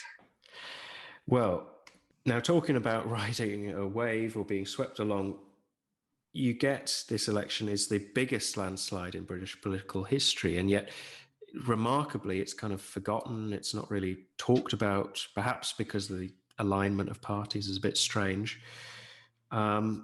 One thing that's I've noticed is that the 2019 election in Britain, many commentators saying it's the worst result for Labour since 1935. Well, not really, because 35 Labour was recovering and gaining seats. It's really since 31, I would argue. But anyway, Labour Party is absolutely smashed. It's reduced all the ministers who we've been talking about except the ones who support the national government, lose their seats, apart from George Lansbury. Every big figure in the party loses their seat. They're reduced right down to a tiny kind of faction, and well over 550 national government MPs of the various groups are elected. I think the question really is why? Why does the government, which is promising to carry out a very painful set of cuts, get returned on the biggest mandate ever in British history? I think it's as with everything, of course, it's a combination of a number of factors. But I think we could probably group them under two headings. The political atmosphere on the one hand, and the electoral system on the other hand. So the political atmosphere, there's clearly many people in the country are persuaded, certainly of the gravity of the crisis, of the failure of the Labour government, not just in the crisis, but in the 2 years or so before it. So to some extent, you are getting the legacy. In one respect, you're getting here the Conservative election victory that was on the cards before the crisis happens. So if you remember when I was saying that before things start happening, the clear trend in by-elections and all other kind of contemporary electoral taking of the temperature suggests that the Conservatives are on track for another big win. So I think you have to perhaps set the 1931 election result against a repeat of 1924 if there hadn't been a national government. So in 1924, with no arrangement between parties at all, the Conservatives fighting the election entirely on their own won over 400 seats. So you might say, what does the national government add on top of that? Well, in 1931, the Conservatives within the national government won 470 seats. So you could make, I think, a very good argument to say, well, that number of Conservative MPs above about 400, 410, which is what they got in 1924, yes, that's perhaps a result of the crisis. But probably, even if there hadn't been, let's be counterfactual for a moment. If what Baldwin was expecting to happen on the 31st of July, 1931, when Parliament rose for the summer recess, he was expecting that when Parliament reconvened in the autumn, the arrangement that the Conservatives had made with the section of Liberals led by Sir John Simon, who had come round to accepting protectionism, would come into effect as soon as Parliament met. The Labour government would be voted out of office, and there would be a general election fought on lines roughly similar to 1924, but the Conservatives had agreed not to put up any candidates against Sir John Simon's Liberals, who voted with them to get Labour out. And there would therefore probably then have been about 400 seats won by the Conservatives. So that's what would have happened if the August and September crises hadn't happened. So I think in the context that the general election takes place, not only with the failure of the Labour government up to July, but then with the crisis, and with the emergency nature of the crisis, severity of the crisis, how serious the situation is thought to have been, it's not surprising that quite a lot of public opinion supports the national government, and its appeal as a cross-party government, as a government of unity, indeed as a new type of government, is a very appealing one to many sections of British public opinion, particularly middle-class opinion, but a lot of working class opinion as well. So one can understand really that the tide of public opinion is very much flowing with the national government. If you like, it's gone up a couple of gears, even from the way it was flowing with the Conservatives in midsummer. The second thing is the electoral arrangements of the general election.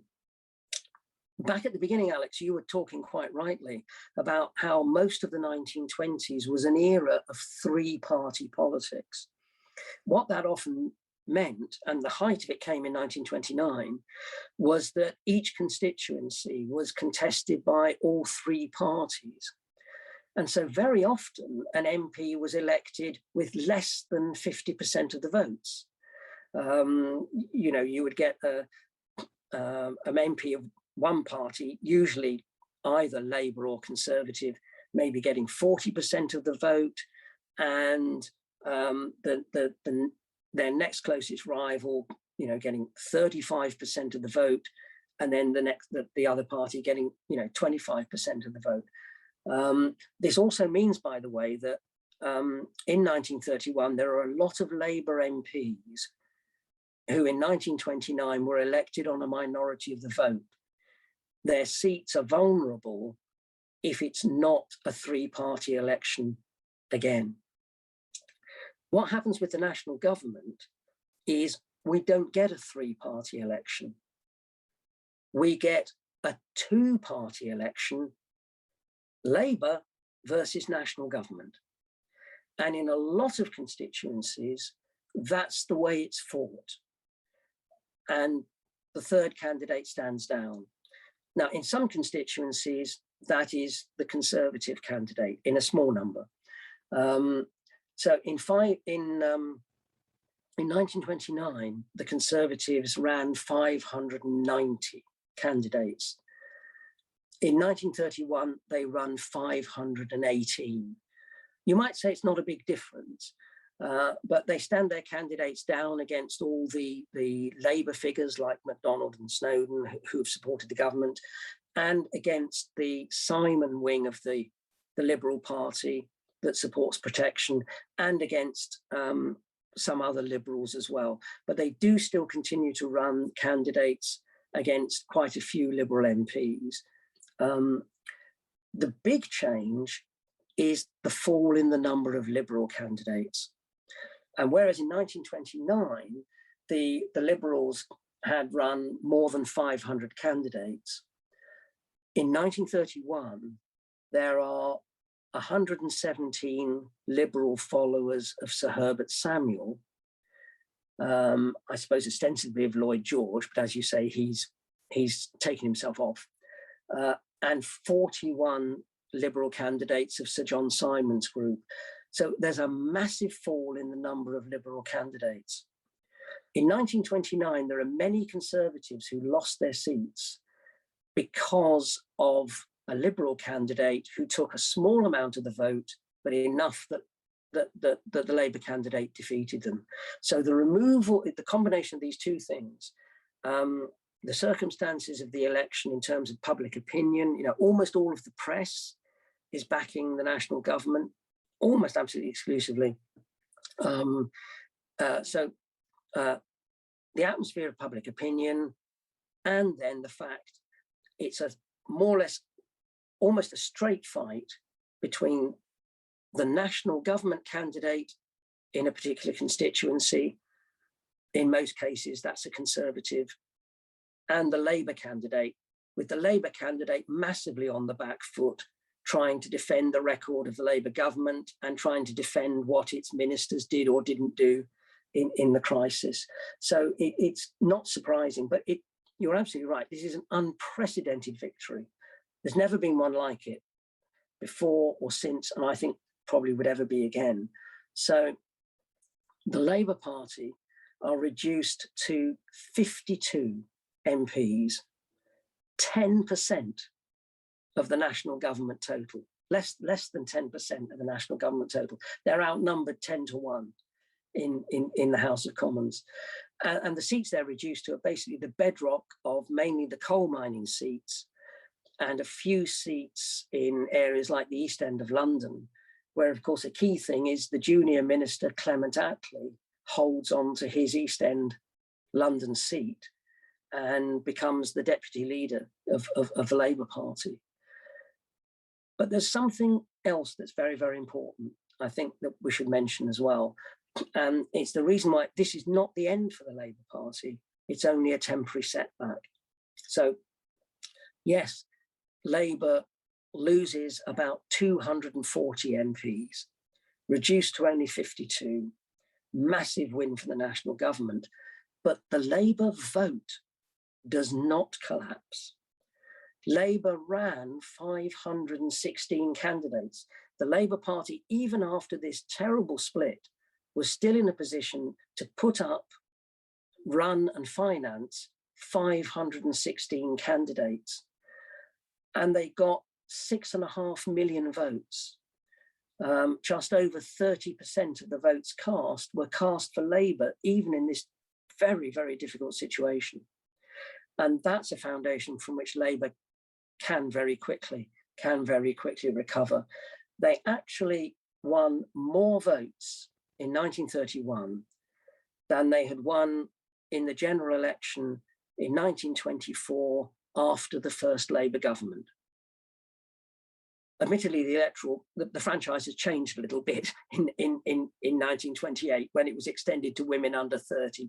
But even allowing for that, they win 1.1 million more votes in 1931 than they won in 1924.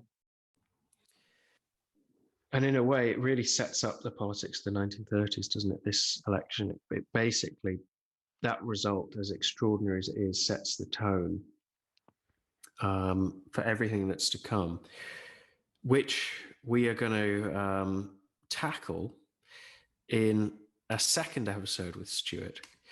We're going to look at the kind of, having focused in on 1931, we're then going to take the broad view of the rest of the 30s in British politics.